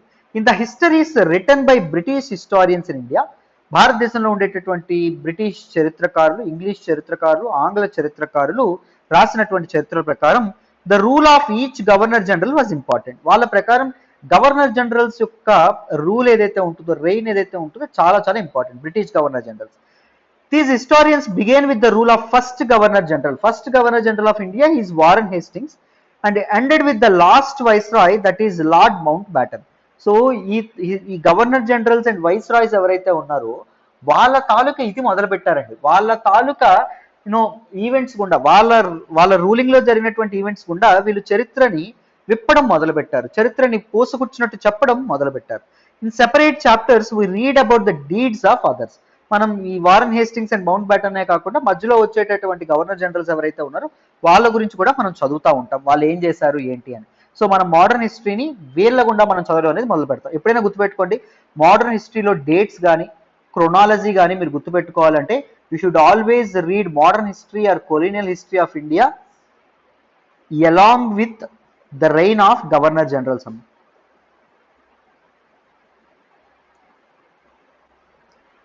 ఈచ్ గవర్నర్ జనరల్స్ గురించి మనం ఎవరు ఏం చేశారని చదువుకుంటూ వెళ్తే మనకు క్రొనలాజికల్ ఆర్డర్లో గుర్తుపెట్టుకోవచ్చు. దిస్ ఇస్ ఎ ట్రిక్, జాగ్రత్తగా గుర్తుపెట్టుకోండి. ఓకేనా? నెక్స్ట్ చూడండి, ఇక్కడ మీకు కనిపిస్తుంది అనుకుంటున్నాను. This is Lipton's tea. ఇది ఒక అడ్వర్టైజ్మెంట్ హోర్డింగ్ అండి. Old advertisements help us understand how markets for new products were created and new taste were popularized. So కొత్త కొత్త ప్రొడక్ట్స్ కి మార్కెట్ అనేది ఎలా క్రియేట్ అయ్యింది, ప్రజలు ఎలా వాటిని కొనడం స్టార్ట్ చేశారు, కొత్త టేస్ట్కి ప్రజలు ఎలా అలవాటు పడ్డారని తెలుసుకోవాలంటే మనం ఈ అడ్వర్టైజ్మెంట్స్ని చదవాలి. This is a 1922 advertisement. ఇక్కడ మీకు కనిపిస్తుంది 1922లో వేసినటువంటి advertisement for Lipton tea. Suggest that royalty all over the world is associated with this tea. So ప్రపంచవ్యాప్తంగా రాయల్టీ ఏదైతే ఉంటుందో, if want to be a royal person, so you should drink this tea అన్నట్టు ఇక్కడ చెప్పడం అనేది జరిగింది. In the background is see the outer wall of an Indian palace, while in the foreground seated on horseback is the third son of Queen Victoria of Britain, Prince Arthur. వెనక మీరు ఏం చూడొచ్చు, old Indian palace ఏదైతే ఉంటుందో దాన్ని మీరు చూడొచ్చు. And ముందు గుర్రం మీద ఉండేటటువంటి ఒక ప్రిన్స్ ని చూడొచ్చు. క్వీన్ విక్టోరియా ఆఫ్ బ్రిటన్ యొక్క మూడవ కొడుకు అండి ప్రిన్స్ ఆర్థర్. 1950లో పుడతాడు. గవర్నర్ జనరల్ ఆఫ్ కెనడాగా కూడా ఈయన పనిచేయడం అనేది జరుగుతుంది during the colonial era. Was given the title, royal title name Duke of Connaught. గుర్తుపెట్టుకోండి. సో ప్రిన్స్ ఆర్థర్ యొక్క టైటిల్ ఏంటంటే డ్యూక్ ఆఫ్ కనాట్. చాలా చాలా it is an Irish province అండి. Connaught is an Irish province, right? Clear అనే అనుకుంటున్నాను, దానికి head అన్నట్టు అర్థం. సో ఈ పేజ్ క్లియర్ అయిందని అనుకుంటున్నాను. నెక్స్ట్ పేజ్కి వెళ్దాం, వినండి. చూడండి అన్న, సెపరేట్ చాప్టర్స్లో మనం other governor generals Hastings, Wellesley, Bentinck, William Bentinck, Dalhousie, Canning, Lawrence, Lytton, Ripon, Curzon, Hardinge and Irwin. So వీళ్ళ తాలూకా, వీళ్ళ పాలసీస్, వీళ్ళ డీడ్స్ కూడా మనం చదువుతాం. It was a seemingly never ending succession of governor generals and viceroys. ఒకరి తర్వాత ఒకరు వస్తూనే మనకు ఉండడం అనేది జరిగింది. All the dates in these history books were link to these personalities. So modern హిస్టరీలో ఉండేటటువంటి బుక్స్ ఏవైతే ఉన్నాయో, ఇంగ్లీష్ హిస్టారియన్స్ రాసినటువంటి బుక్స్ ఏవైతే ఉన్నాయో అవన్నీ ఈ పర్సనాలిటీస్ చుట్టూ అలుముకొని ఉండడం అనేది జరుగుతుంది. To their activities, policies, achievements. అంతా హిస్టరీ మొత్తం, మోడర్న్ హిస్టరీ మొత్తం వాళ్ళు చేసినటువంటి పనులు, వాళ్ళు తీసుకున్నటువంటి డెసిషన్స్, వాళ్ళ అచీవ్మెంట్స్ చుట్టూనే తిరుగుతూ ఉండడం అనేది జరుగుతుంది. It was as if there was nothing outside their lives that was important for us to know. So వాళ్ళు ఎలా రాశారంటే ఓన్లీ గవర్నర్ జనరల్స్ యొక్క ఇదేదైతే ఉంటుందో, గవర్నర్ జనరల్స్ యొక్క యాక్టివిటీస్, పాలసీస్, అచీవ్మెంట్స్ తప్ప ఇక మోడర్న్ హిస్టరీలో ఇంకేమీ లేదన్నట్టుగా వాళ్ళు చరిత్రకారులు రాయడం అనేది జరిగింది, మోడర్న్ హిస్టరీని అభిప్రాయపడడం అనేది జరిగింది. The chronology of their lifes mark the different chapters of the history of British India. చెప్పాను, ఆ బ్రిటిష్ ఇండియాని మీరు చదవాలంటే ఈ క్రొనలాజికల్ మేనర్లో వీళ్ళ తాలూకు యాక్టివిటీస్, డెసిషన్స్, అచీవ్మెంట్స్ అని చదివితే మీకు మోడర్న్ హిస్టరీ అనేది కాంప్రహెన్సివ్గా కవర్ అవ్వడం అనేది జరుగుతుంది. Don't follow blindly the reference books and their chronological order అండి. Try to follow these governor generals and governor generals యొక్క డీడ్స్. ఇప్పుడు sati system was abolished by William Bentinck అని ఉందనుకోండి. సతీ సిస్టమ్ ఎవరు అబాలిష్ చేయడంలో ఎవరు హెల్ప్ చేశారు బెంటిక్, ఈ విధంగా మీరు బ్యాక్గ్రౌండ్ చేస్తూ చదువుకోవాలి. లేకపోతే Lord Dalhousie is known for his railways and telegraph system. అర్థమైందా? సో వాటి గురించి మీరు చదువుకోవడానికి ప్రయత్నించాలి. Right, these are some important aspects. So వాటిని మీరు చదువుతున్నప్పుడే మీకు ఒక ఒక అండర్స్టాండింగ్ అనేది రావడం అనేది ఉంది. ఒక క్రొనలాజికల్ ఆర్డర్లో గుర్తుపెట్టుకుంటారు, ఇంకేం కాదు. అర్థమైందా? ఎవరి టైంలో ఏ చట్టాలు వచ్చాయి, ఏ యాక్ట్స్ చేశారు బ్రిటిష్ వాళ్ళు. So who is know the first governor general of India, so who is the first governor general of Bengal. So ఇలాంటి విషయాలు ఏవైతే ఉన్నాయో అవి కూడా మీరు తెలుసుకునే ప్రయత్నం చేస్తూ ఉండాలి. అర్థమైందా? మనం నేర్చుకుందాం, మనకి ఎన్సీఆర్టీస్లోనే మనం చాలా నేర్చుకుంటాం. మోడర్న్ హిస్టరీ అయితే ఎన్సీఆర్టీస్ చాలా డీటెయిల్డ్గా ఉంటుంది, ఏన్షియంట్ మిడివల్ తక్కువ ఉన్నప్పటికీ. బట్ రిఫరెన్స్ బుక్స్ కూడా మీరు చదువుకోవాలి. Right, try to follow the classes, మీకు ఈజీగా అర్థమైపోతుంది. చూడండి, ఇక్కడ మీకు కనిపిస్తున్నటువంటి వ్యక్తి Warren Hastings. He became the first governor general of India in 1773. 1773లో ఈయన గవర్నర్ జనరల్ ఆఫ్ ఇండియా అవ్వడం అనేది జరిగింది. 1773లో తీసుకొచ్చేటటువంటి యాక్ట్ ఏంటండి? రెగ్యులేటింగ్ యాక్ట్ అనేది తీసుకురావడం అనేది జరుగుతుంది. రెగ్యులేటింగ్ యాక్ట్ ఎందుకు తీసుకొస్తారండి? ఈస్ట్ ఇండియా కంపెనీ ఏదైతే ఉంటుందో, ఈస్ట్ ఇండియా కంపెనీ యొక్క ఎఫైర్స్ అండ్ ఎంప్లాయీస్ ఎవరైతే ఉన్నారో వాళ్ళని రెగ్యులేట్ చేయడానికి. ఈస్ట్ ఇండియా కంపెనీ బ్యాంక్రప్ట్ అయిపోతుంది. బ్యాంక్రప్ట్ అయిపోయి బ్రిటిష్ పార్లమెంట్కి కొంత మొత్తం అప్పు అడుగుతుంది. అప్పు అయితే మరి ఈస్ట్ ఇండియా కంపెనీ ఒకవేళ ఫెయిల్ అయింది అనుకోండి, ఇప్పుడు రిలయన్స్ ఇండస్ట్రీస్ ఉంది అనుకోండి, సపోజ్ ఎగ్జాంపుల్ కింద చెప్తున్నాను చూడండి, రిలయన్స్ ఇండస్ట్రీస్ ఉంది. రిలయన్స్ అనేది ఫెయిల్ అయింది అనుకోండి, ఇండియన్ ఎకానమీ ఎంతో కొంత కుదేలైపోతుంది. బికాజ్ రిలయన్స్ మీద చాలా మంది ఎంప్లాయీస్ కానీ లేకపోతే చాలా ఇన్కమ్ కానీ డిపెండ్ అవ్వడం అనేది జరుగుతుంది. సో తూర్పు దేశాలతో వర్తక వ్యాపారాలని ఈస్ట్ ఇండియా కంపెనీ చూసుకుంటుంది. ఈస్ట్ ఇండియా కంపెనీ వల్ల బ్రిటిష్ పార్లమెంట్కి చాలా లాభం, బ్రిటిష్ ఎకానమీకి చాలా లాభం. East India companies tend to fail అక్కడ, సో బ్యాంక్రప్ట్ అయిపోతుంది అంటే. సో అందుకు బ్రిటిష్ పార్లమెంట్ అనేది it wanted to regulate this East India Company. అందుకే రెగ్యులేటింగ్ యాక్ట్ ఆఫ్ 1773 తీసుకురావడం అనేది జరిగింది. దీనిలో భాగంగా ఏం చేశారు? గవర్నర్ జనరల్ ఆఫ్ మద్రాస్ని గవర్నర్ ఆఫ్ మద్రాస్ని అండ్ దాంతోపాటు గవర్నర్ ఆఫ్ బాంబే ఎవరైతే ఉన్నారో వాళ్ళిద్దరిని బెంగాల్ గవర్నర్ ఎవరైతే ఉన్నారో ఆయన అండర్లోకి తీసుకురావడం అనేది జరిగింది. Bengal governor governor general of India అనేటటువంటి పేరు మార్చడం కూడా జరుగుతుంది. రైట్, సో మనం పాలిటీలో నేర్చుకుంటాం, తర్వాత హిస్టరీలో ఈ regulating act, Pitt's India act, వీటన్నింటి గురించి మనం చదువుకోవడం అనేది జరుగుతుంది. రైట్, తర్వాత చూడండి, can we not write about the history of this period in different way? మనం ఈ మోడర్న్ హిస్టరీని గవర్నర్ జనరల్స్ పేర్ల మాదిరిగా కాకుండా వేరేగా మనం రాయలేమా? వేరే దీంతో గవర్నర్ జనరల్స్ యాక్టివిటీస్, డెసిషన్స్, వాళ్ళ తాలూకా పాలసీస్, వాళ్ళ తాలూకా అచీవ్మెంట్స్ గుండా కాకుండా వేరే విధంగా మనం రాయలేమా మోడర్న్ హిస్టరీని అని క్వశ్చన్ అడుగుతున్నారు. How do we focus on the activities of different groups and classes in Indian society with in the format of this history of governor generals? So governor generals ఫార్మేట్లో మనం హిస్టరీని, మోడర్న్ హిస్టరీని రాస్తే మనం Indian సొసైటీలో ఉండేటటువంటి various groups, peasant groups ఉంటాయి, middle class people ఉంటారు, స్కాలర్స్ ఉంటారు, and different classes, middle class, rich class, poor class, and artisans, లేకపోతే పీజెంట్స్, ఫార్మర్స్, వీళ్ళందరి, లేకపోతే ట్రైబల్స్, వీళ్ళందరి తాలూకు యాక్టివిటీస్ని మనం ఫోకస్ చేయగలమా? వీళ్ళ చుట్టూ మనం గవర్నర్ జనరల్స్ చుట్టూ మనం చరిత్రను అలితే చేయడం అనేది చాలా కష్టం. When we write history or a story we divided it into chapters. మనం ఒక చరిత్రను రాసేటప్పుడు మనం దాన్ని చాప్టర్స్గా మనం డివైడ్ చేయడం అనేది జరుగుతుంది. Why do we do this? మనం ఎందుకు చేస్తాం చాప్టర్స్గా డివైడ్ చేస్తాం? It is to give each chapter some coherence. So each చాప్టర్కి ఒకదాని తర్వాత ఒకదానికి ఒక లాజిక్ అనేది ఇవ్వడం కోసం, ఒక రీజనింగ్, ఒక కంటిన్యూటీ అనేది అందించడం కోసం. It is to tell a story in a way that makes some sense. ఒక కథను చెప్పడం కోసం, అర్థమైంది, ఒక లాజికల్ వేలో కనెక్ట్ అయినటువంటి ఒక కథను చెప్పడం కోసం అండ్ ఫాలో అవ్వగలిగేటటువంటి కథను చెప్పడం కోసం మనం చాప్టర్స్గా హిస్టరీని డివైడ్ చేస్తాం. In the process we focus only on those events that help us to give shape to the story we're telling. So ఈ టైంలో మనం ఏం చేస్తాం? ఏవైతే ఈవెంట్స్ మన స్టోరీకి హెల్ప్ అవుతున్నాయో, మన స్టోరీ యొక్క కంటిన్యూటీకి యూజ్ అవుతున్నాయో వాటినే మనం మన చరిత్రలో, ఈవెంట్స్లో మనం మన హిస్టరీ బుక్లో ఇంక్లూడ్ చేయాలని చెప్పి అనుకుంటాం. In the histories that revolve around the life of British governor generals the activities of Indians simply do not fit, they have no space. So governor generals చుట్టూ తిరిగేటటువంటి, బ్రిటిష్ గవర్నర్ జనరల్స్ చుట్టూ తిరిగేటటువంటి ఈ చరిత్ర ఏదైతే ఉంటుందో, అల్లుకున్నటువంటి ఈ చరిత్ర ఏదైతే ఉంటుందో, దానిలో భారతీయుల యొక్క చరిత్ర కానీ, భారతీయుల యొక్క పనులు కానీ, వాళ్ళ తాలూకా కష్టాలు కానీ, వాళ్ళ తాలూకా సుఖాలు కానీ ఇవన్నీ పడతాయా? పట్టవు. వాళ్ళ గురించి రాయడానికి అసలు స్పేసే ఉండదు. What then we do? మరి మనం ఏం చేద్దాం? Clearly we need another format for our history. So not only governor generals మాదిరిగా మనం చదవకూడదు, వేరే అనదర్ ఫార్మాట్ ఆఫ్ అవర్ హిస్టరీలో కూడా మనకు కావాలి. ఎందుకంటే అదర్ ఇండియన్ సొసైటీస్ గ్రూప్స్ వీళ్ళ గురించి కూడా మనం చదువుకోవాలంటే, క్లాసెస్ వీళ్ళ గురించి కూడా చదువుకోవాలంటే, this would mean that the old dates will no longer have the significance the earlier had.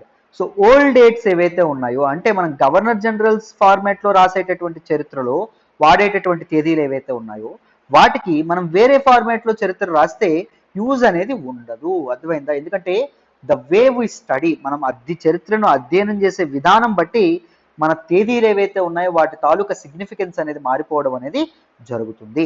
A new set of dates will become more important for us to know. So second format మనం ఎప్పుడైతే రాస్తున్నామో ఇక్కడ కొత్త dates అనేవి ఇంపార్టెన్స్ని, ప్రాముఖ్యతని సంతరించుకోవడం అనేది జరుగుతుంది. అదే మనకి ఇక్కడ చెప్పడం అనేది జరిగింది. అర్థమైందా?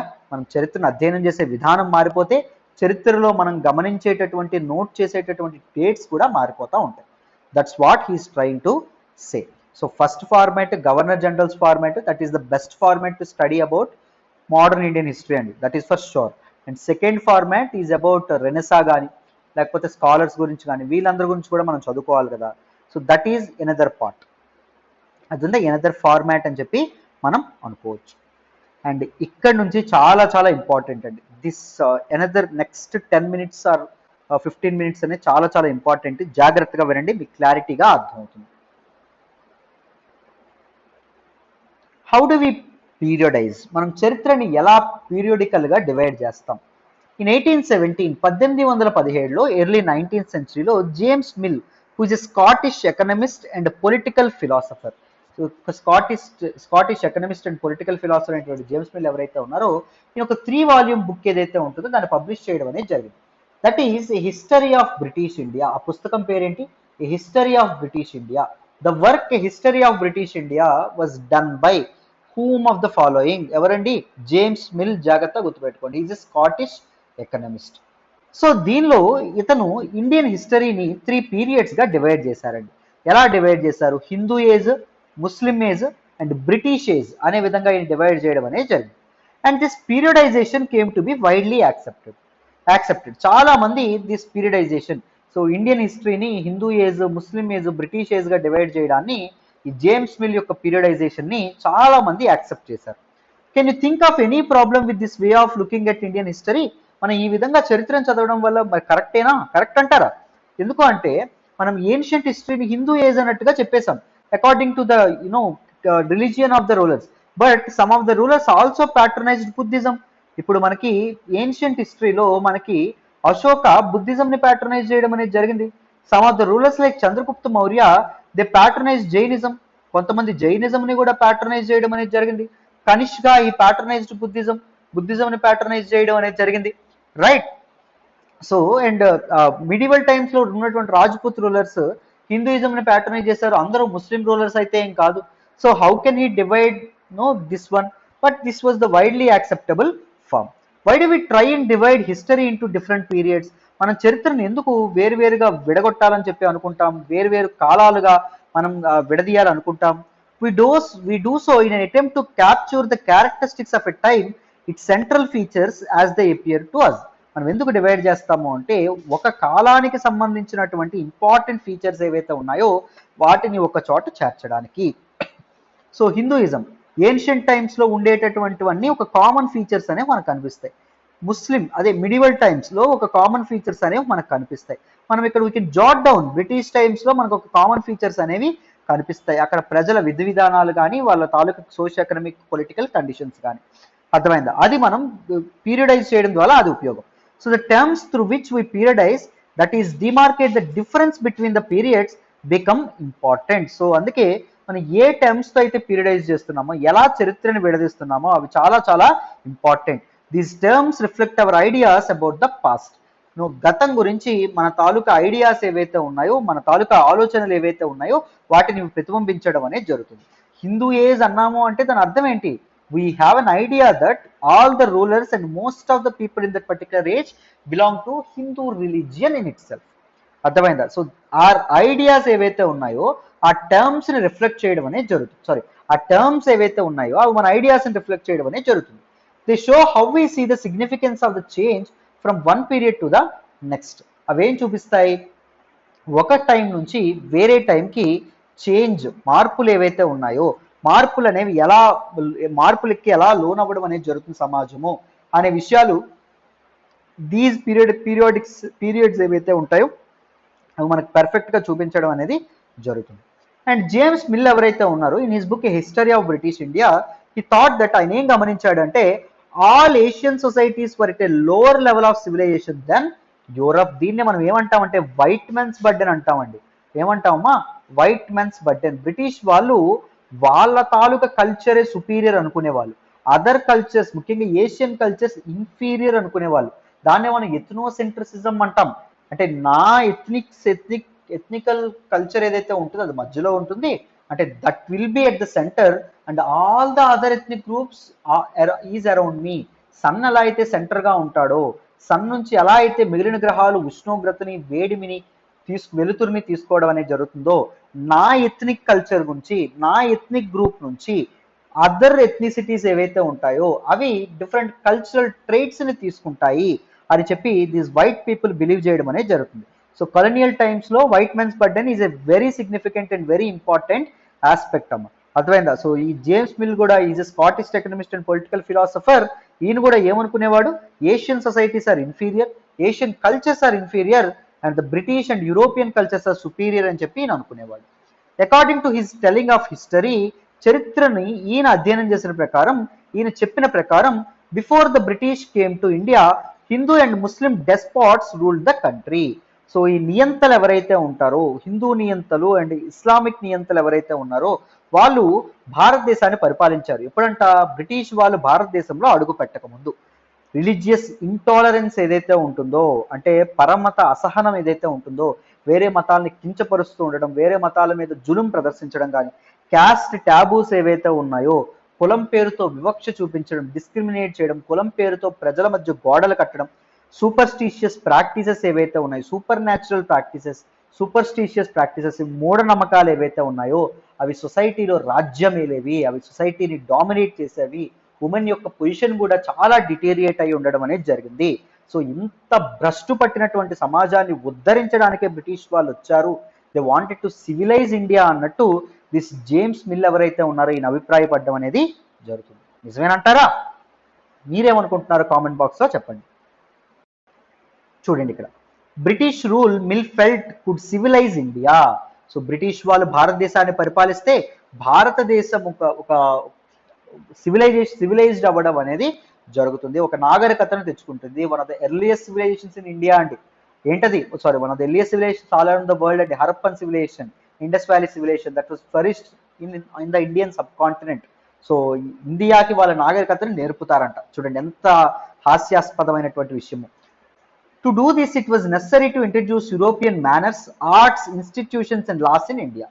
మరి మనల్ని ఉద్ధరించడానికి, మనకి నాగరికత నేర్పించడానికి, మనల్ని సివిలైజ్ చేయడానికి వీళ్ళు ఏమనుకుంటారు, మిల్ ఏమో అభిప్రాయపడతాడు అంటే European manners, European style of calligraphy, వాళ్ళ దస్తూరి కానీ, లేకపోతే వాళ్ళ వేషధారణ కానీ, లేకపోతే వాళ్ళ తాలూకా arts, oil painting, institutions, laws, చట్టాలు ఏవైతే ఉన్నాయో అవన్నీ భారతదేశంలో ఇంట్రడ్యూస్ చేయడం వల్ల వీ కెన్ సివిలైజ్ ఇండియా అన్నట్టు ఈయన నమ్ముతాడు. Mill in fact suggested that the British should conquer all the territories in India to ensure the enlightenment and happiness of the Indian people. Mill ఏమని నమ్ముతాడు అంటే బ్రిటిషర్స్ ఎవరైతే ఉన్నారో, బ్రిటిష్ వాళ్ళు భారతదేశం మొత్తాన్ని వాళ్ళు ఆక్రమించుకోవాలి. ఎందుకు అంటే ఇండియన్ పీపుల్ యొక్క హ్యాపీనెస్ని, వాళ్ళ తాలూకా ఎన్లైటన్మెంట్ ఏదైతే ఉంటుందో, వాళ్ళ మెదడులు వాళ్ళని చైతన్యవంతులుగా తీర్చిదిద్దాలంటే బ్రిటిష్ వాళ్ళు భారతదేశాన్ని సొంతం చేసుకోవాలని చెప్పి ఈయన నమ్మడం అనేది జరుగుతుంది. For India was not capable of progress without British help. So భారతదేశం అభివృద్ధి పదంలో నడ్డదంట ఎప్పుడు బ్రిటిష్ వాళ్ళ తాలూకా సహాయం అనేది భారతీయులకు లేకపోతే అన్నట్టు దిస్ మిల్ ఎవరైతే ఉన్నారో, జేమ్స్ మిల్ ఎవరైతే ఉన్నారో, Scottish economist and political philosopher, ఈయన చెప్పడం అనేది జరిగింది. మెయిన్స్ ఆన్సర్ రైటింగ్ రాసేటప్పుడు ఈయన తాలూకా ఐడియాలజీస్ అనేవి మీరు మెన్షన్ చేస్తే చాలా చాలా బాగుంటుందమ్మా. అర్థమైందా? వైట్ మెన్స్ బర్డెన్ మీద కానీ ఏవైనా క్వశ్చన్స్ వచ్చేటప్పుడు you can always try to write the thoughts of James Mill, right? అందుకే నేను ఇంత స్ట్రెస్ చేసి మరీ చెప్తున్నాను.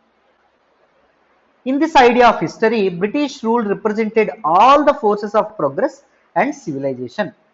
సో చరిత్ర మనం ఈ విధంగా అధ్యయనం చేస్తే బ్రిటిష్ రూల్ ఏదైతే ఉంటుందో, బ్రిటిష్ వాళ్ళ తాలూకా పాలన ఏదైతే ఉంటుందో, బ్రిటిష్ వాళ్ళ పాలన ఒక ప్రోగ్రెస్ కి సివిలైజేషన్ కి సింబల్ గా మనకి ఇక్కడ కనిపిస్తుంది. అంటే అభివృద్ధి కావాలన్నా, నాగరికత కావాలన్నా బ్రిటిష్ వాళ్ళ తాలూకా పాలన ఉండాలన్నట్టు ఇక్కడ మనకి అభిప్రాయపడుతున్నారు James Mill. The period before British rule was one of darkness. Can such a conception be accepted today? British వాళ్ళు భారతదేశానికి రాకముందు అంత అంధకారంలో ఉండేదంట భారతదేశం. Medieval Indian history is age of darkness, period of darkness అని చెప్పి అంటున్నారు. సో ఇప్పుడు మనం నమ్ముతామా? మరి ఆ మాటలు ఏవైతే ఉన్నాయో అవన్నీ బ్రిటిష్ వాళ్ళే వచ్చి మనకి నాగరికత నేర్పారంటే మనం ఒప్పుకుంటామా? చూడండి మరి. In any case can we refer to any period of history as Hindu or Muslim? అంతెందుకు, మనం ఏ పీరియడ్ ఆఫ్ హిస్టరీ అయినా Hindu age, Muslim age, British age ఈ విధంగా మనం పిలుస్తామా? Did not a variety of faiths exist simultaneously in these periods? So ancient times లో హిందూయిజంతో పాటు బుద్ధిజం, జైనిజం మనం చూడలేదా? రాజులు ప్యాటర్నైజ్ చేయడం మనం గమనించలేదా? Why should we characterize an age only through the religion of the rulers of the time?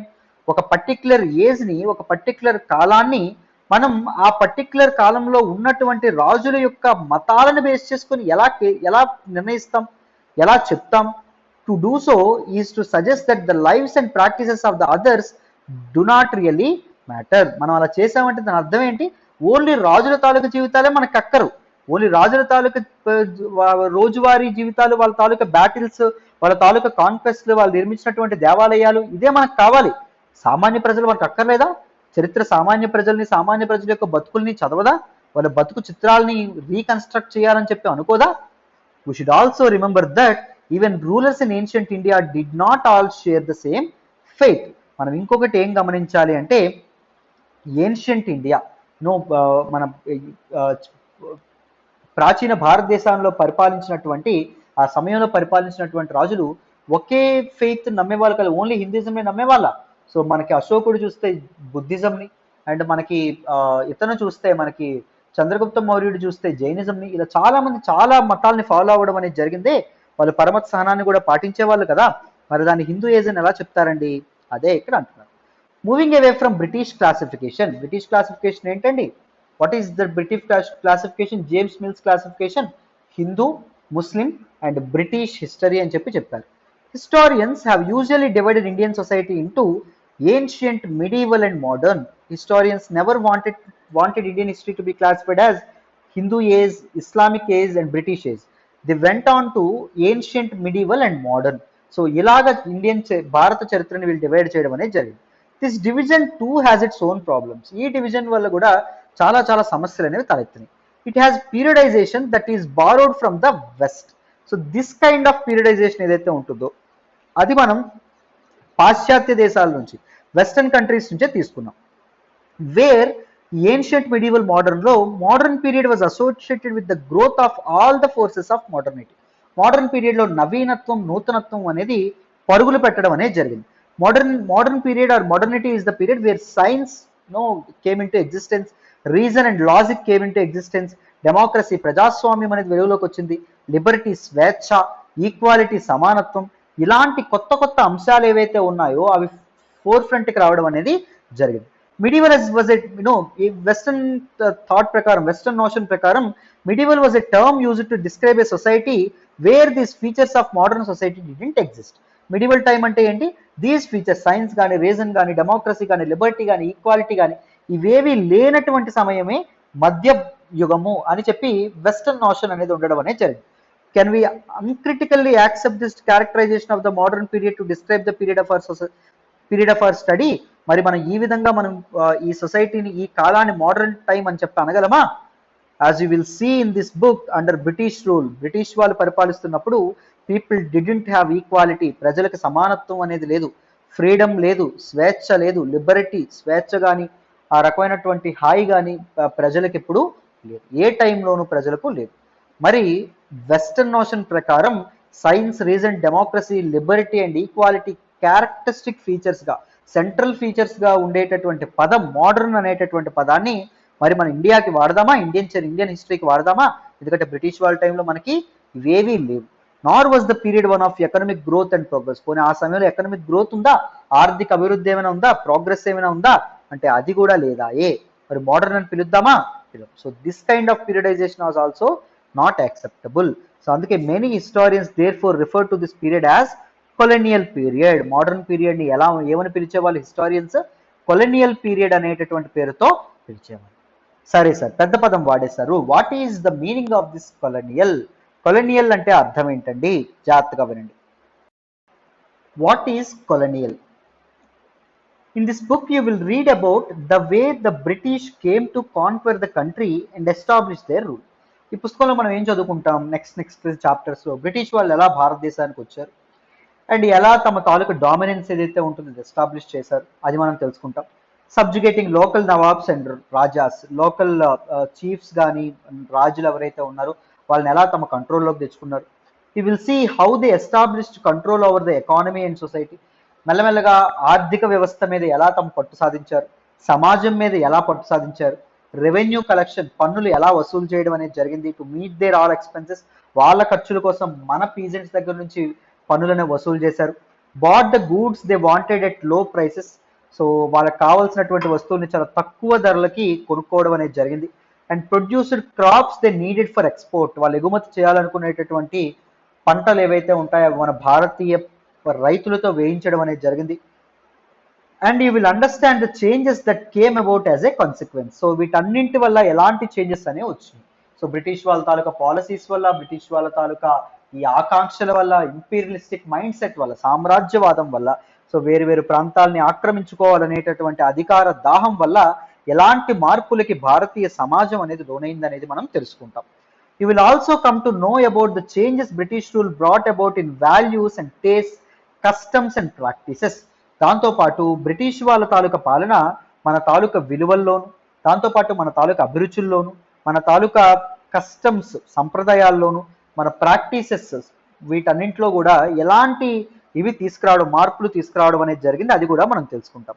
When the subjugation of one country by another leads to these kind of political, economic, social and cultural changes, we refer to the process as colonization. ఇది చాలా చాలా important అండి. ఇక్కడ ఏం రాశారో చూడండి, నన్ను జాగ్రత్తగా గమనించాలి. When the subjugation of one country, the process of subjugation of one country, subjugation అంటే కంట్రోలింగ్, బై అనదర్ కంట్రీ, ఒక కంట్రీని ఇంకో కంట్రీ కంట్రోల్ చేయడం, and it lead to the changes in political, economic, social and cultural aspects, then it can be called as colonization. దాన్ని మనం colonization అనే పేరుతో పిలుస్తాం. You will however find that all classes and groups didn't experience these changes in the same way. అయితే ఈ colonisation యొక్క consequences అనేవి ప్రతి ఒక్క తరగతి మీద, ప్రతి ఒక్క సెక్షన్ ఆఫ్ సొసైటీ మీద ఒకే విధంగా పడుతుందా అంటే పడదు. డిఫరెంట్ సెక్షన్స్ ఆఫ్ సొసైటీస్ మీద వేరువేరుగా పడ్డం అనేది జరిగింది. That is why the book is called our pasts in the plural. అందుకే ఒక్కొక్కరిది ఒక్కో చరిత్ర ఉంటుంది. ఆర్టిసన్స్ మీద బ్రిటిష్ వాళ్ళ తాలూకా ప్రభావం ఒకలా ఉంటుంది, మర్చెంట్స్ మీద బ్రిటిష్ వాళ్ళ తాలూకా ప్రభావం ఒకలా ఉంటుంది, రాజాస్ ఎవరైతే ఉన్నారు, కింగ్స్ ఎవరైతే ఉన్నారు, సుల్తాన్స్ ఎవరైతే ఉన్నారో వాళ్ళ మీద బ్రిటిష్ వాళ్ళ తాలూకా ప్రభావం ఒకలా ఉంటుంది, పీజెంట్స్ మీద బ్రిటిష్ వాళ్ళ తాలూకా ప్రభావం ఒకలా ఉంటుంది, జమీందార్స్ మీద బ్రిటిష్ వాళ్ళ తాలూకా ప్రభావం ఒకలా ఉంటుంది. ఒక్కొక్కరిది ఒక్కొక్క చరిత్ర. అందుకే అవర్ పాస్ అని చెప్పి ఇక్కడ అన్నారు. అంటే మన గతాలు, జమీందార్కి ఒక గతం ఉంటుంది, పీజెంట్కి ఒక గతం ఉంటుంది, సుల్తాన్కి ఒక గతం ఉంటుంది, ఆర్టిసన్కి ఒక గతం ఉంటుంది, మర్చెంట్కి ఒక గతం ఉండడం అనేది జరుగుతుంది. అదే మనకి ఇక్కడ ఆయన చెప్పాలనుకుంటున్నటువంటి విషయం. క్లారిటీ వచ్చిందనే అనుకుంటున్నాను. నెక్స్ట్ చూడండి. Then how do we know? మరి ఈ మోడర్న్ హిస్టరీ, కొలోనియల్ హిస్టరీ గురించి మనకు ఎలా తెలుస్తుంది? What sources to historians use in writing about last 250 years of Indian history? గత 250 సంవత్సరాల భారత చరిత్రని బేరీజ్ వేయడానికి, ఒక రీకన్స్ట్రక్ట్ చేయడానికి చరిత్రకారులు ఎలాంటి సోర్సెస్ని వాడతారు అనేది ఇక్కడ మనకి చెప్తున్నారు. చూడండి.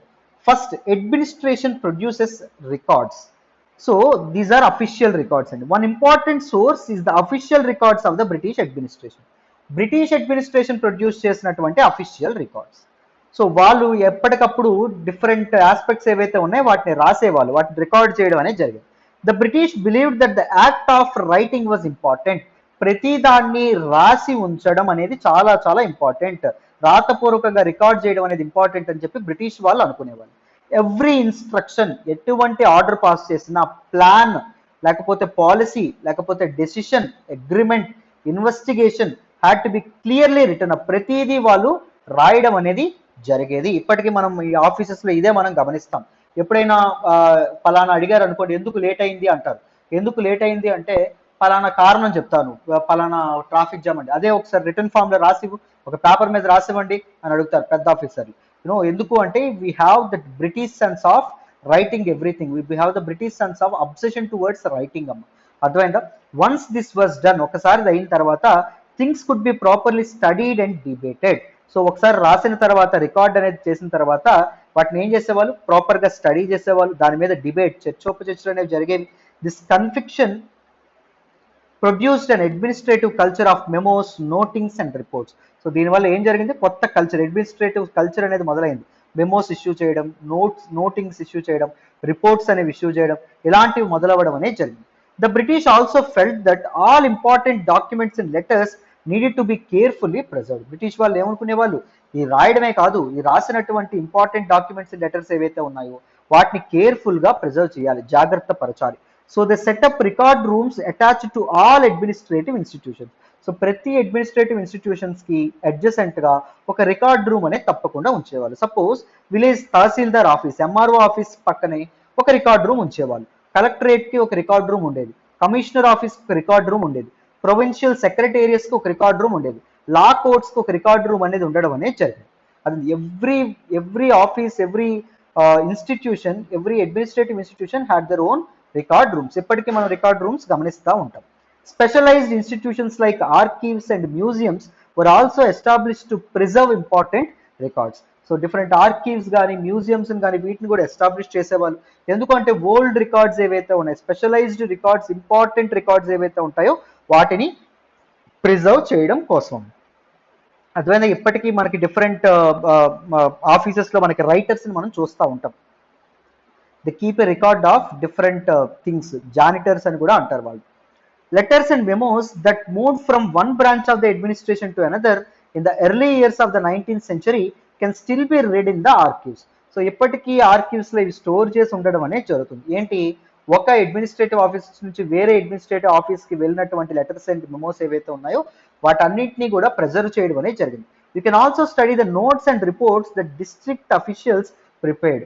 సో ఈ జిల్లా కలెక్టర్లు కానీ, జిల్లా అధికారులు ప్రిపేర్ చేసినటువంటి ఈ నోట్స్ కానీ, వాళ్ళ తాలూకా రిపోర్ట్స్ కానీ వాటన్నిటి ఇప్పటికీ మనం చదువుకోవచ్చు. They were preserved very safely or the instructions and directives that were sent by officials at the top to provincial administrators. So top officials ఎవరైతే ఉన్నారో వాళ్ళు ప్రొవిన్షియల్ అడ్మినిస్ట్రేటర్స్, ఎవరైతే డిఫరెంట్ ప్రావిన్సెస్ సంబంధించినటువంటి అడ్మినిస్ట్రేటర్స్ పంపించినటువంటి ఆర్డర్స్, ఇన్స్ట్రక్షన్స్, డైరెక్టివ్స్ ఏవైతే ఉన్నాయో వాటిని కూడా మనం చూడొచ్చు. అవి కూడా జాగ్రత్తగా సేఫ్ గార్డ్ గా చాలా చక్కగా ప్రిజర్వ్ చేసి ఉండడం అనేది జరిగింది. In the early years of the 19th century, these documents were carefully copied out and beautifully written by calligraphists.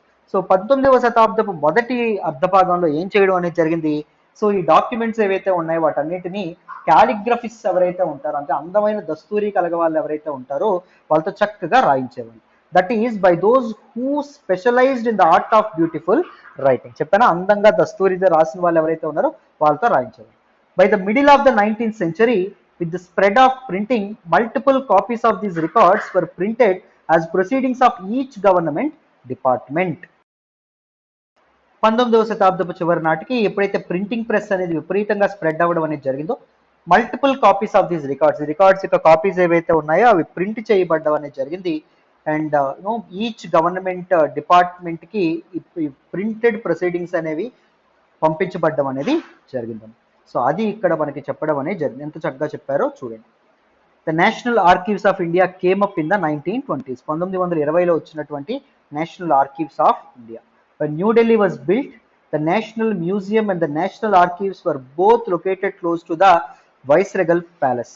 This location reflects the importance these institutions had in British imagination. So archives అనేవి ఇవి చేయడం అనేది ఎంత important British వాళ్ళకి చూసుకోండి. So they had some obsession towards writing అని చెప్పి మనం అనుకోవచ్చు. అర్థమైందా? న్యూఢిల్లీ బిల్డ్ చేసినప్పుడు national museum and national archives ఇవి కూడా బిల్డ్ చేయడం అనేది జరిగింది వైస్రాయ్ యొక్క ప్యాలెస్ కి దగ్గరలో. సో అది మనకి ఇక్కడ చెప్పడం అనేది జరిగింది. సో ఇక్కడ మీకు ఒక ఎగ్జాంపుల్ కింద ఇచ్చారు. హోమ్ డిపార్ట్మెంట్ ఏదైతే ఉంటుందో, హోమ్ డిపార్ట్మెంట్ యొక్క రిపోర్ట్స్, సో సెక్యూరిటీని బేస్ చేసుకొని ఎలా ప్రతి ఒక్క ఎవ్రీ డాక్ యార్డ్ దగ్గర ఎలా రిపోర్ట్స్ అనేవి ఇది చేసేవాళ్ళు, ఎలా రికార్డ్స్ అనేవి మెయింటైన్ చేసేలా అనే విధంగా ఇక్కడ చెప్పారు. Just as an example, nothing important in that. So example కింద అక్కడ చెప్పారు. రైట్, నెక్స్ట్ చూడండి. Surveys become important. సర్వేస్ ఎలా ఇంపార్టెంట్గా మారడం అనేది జరిగిందో ఇక్కడ చెప్పారు చూడండి. The practice of surveying also became common under the colonial administration. So colonial administration, British administration టైంలో సర్వీస్ కూడా చాలా ప్రాముఖ్యత అనేది రావడం అనేది జరిగింది. The British believed that A country had to be properly known before it could be effectively administered. ఎంత మంచి పాయింటో చూడండి. బ్రిటిషర్స్ నమ్మడం ఏంటి? సో బ్రిటిషర్స్ సక్సెస్కి ఇవన్నీ కారణాలేండి. బ్రిటిషర్స్ ఫస్ట్ ఏం నమ్మడం అనేది జరిగింది, మ్యాప్స్ అనేవి ఉండాలి ఫర్ డామినెన్స్. మ్యాప్స్ ఉంటేనే డామినేషన్కి అర్థం అనేది ఉంటుంది అని చెప్పి వాళ్ళు నమ్మడం అనేది జరిగింది. So for maps what they did, so they came up with surveys. The British what they believed, a country had to be properly known before it could be effectively administered. ఒక దేశాన్ని పూర్తిగా తెలుసుకున్న తర్వాతే మనం దాన్ని పెర్ఫెక్ట్గా అడ్మినిస్టర్ చేయగలమని British వాళ్ళు నమ్మారు. By the early 19th century detailed surveys were being carried out to map the entire country.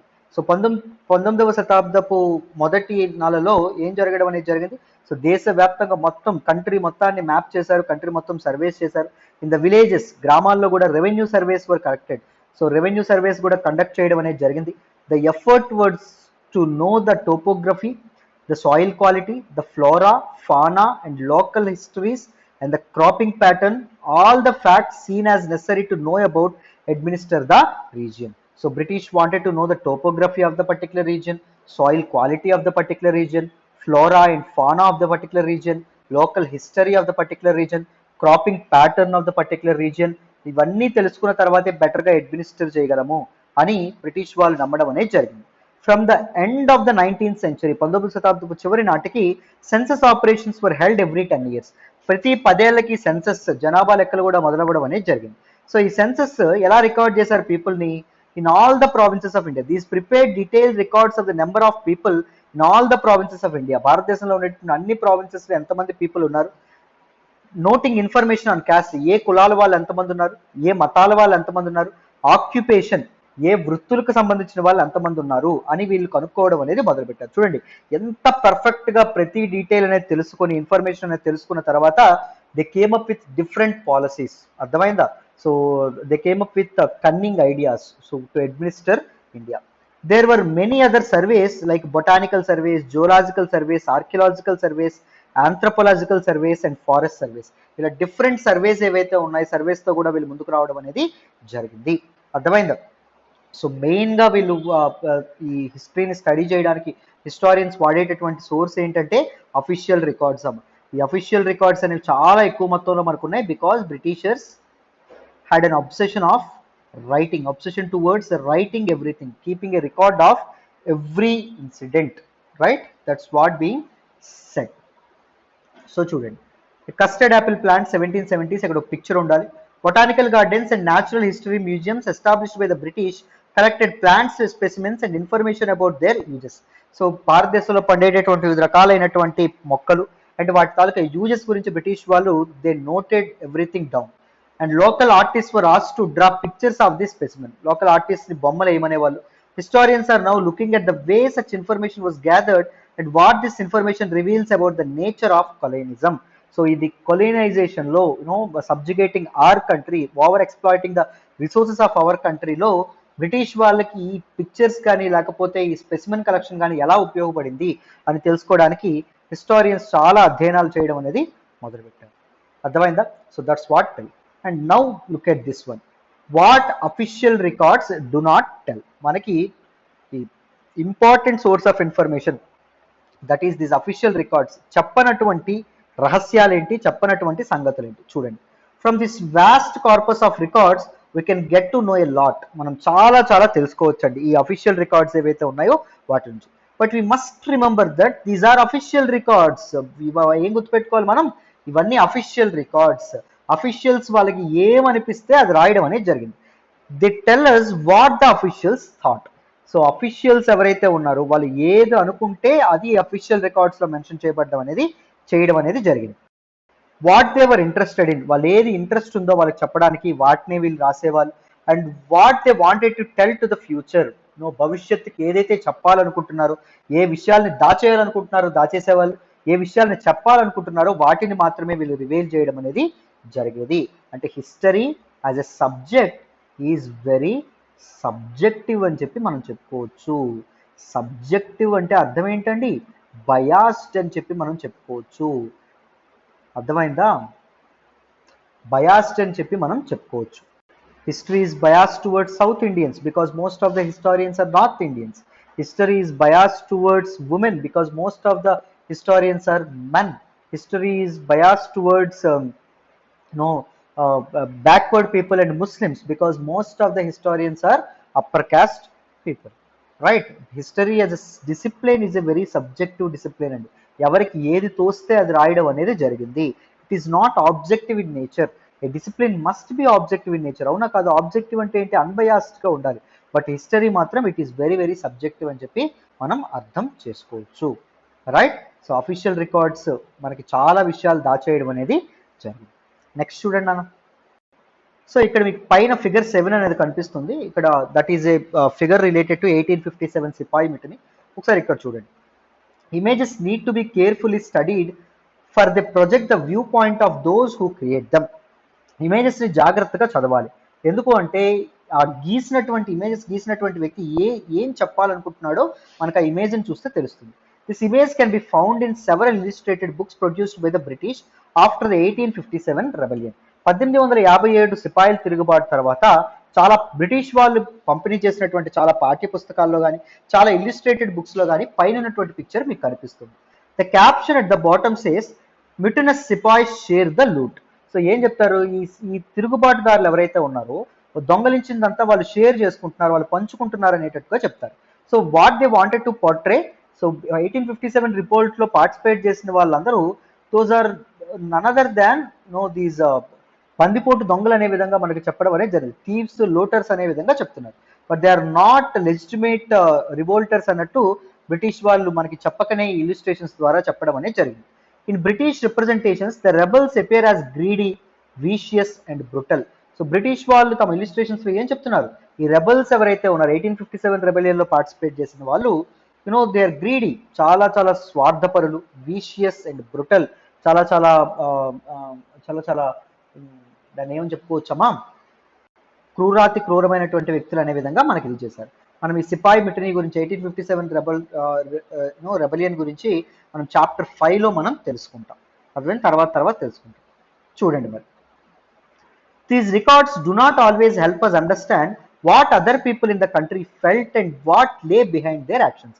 ఈ అఫీషియల్ రికార్డ్స్ ఏవైతే ఉన్నాయో they are one of the important resources to study about colonial history or modern history, కరెక్టే.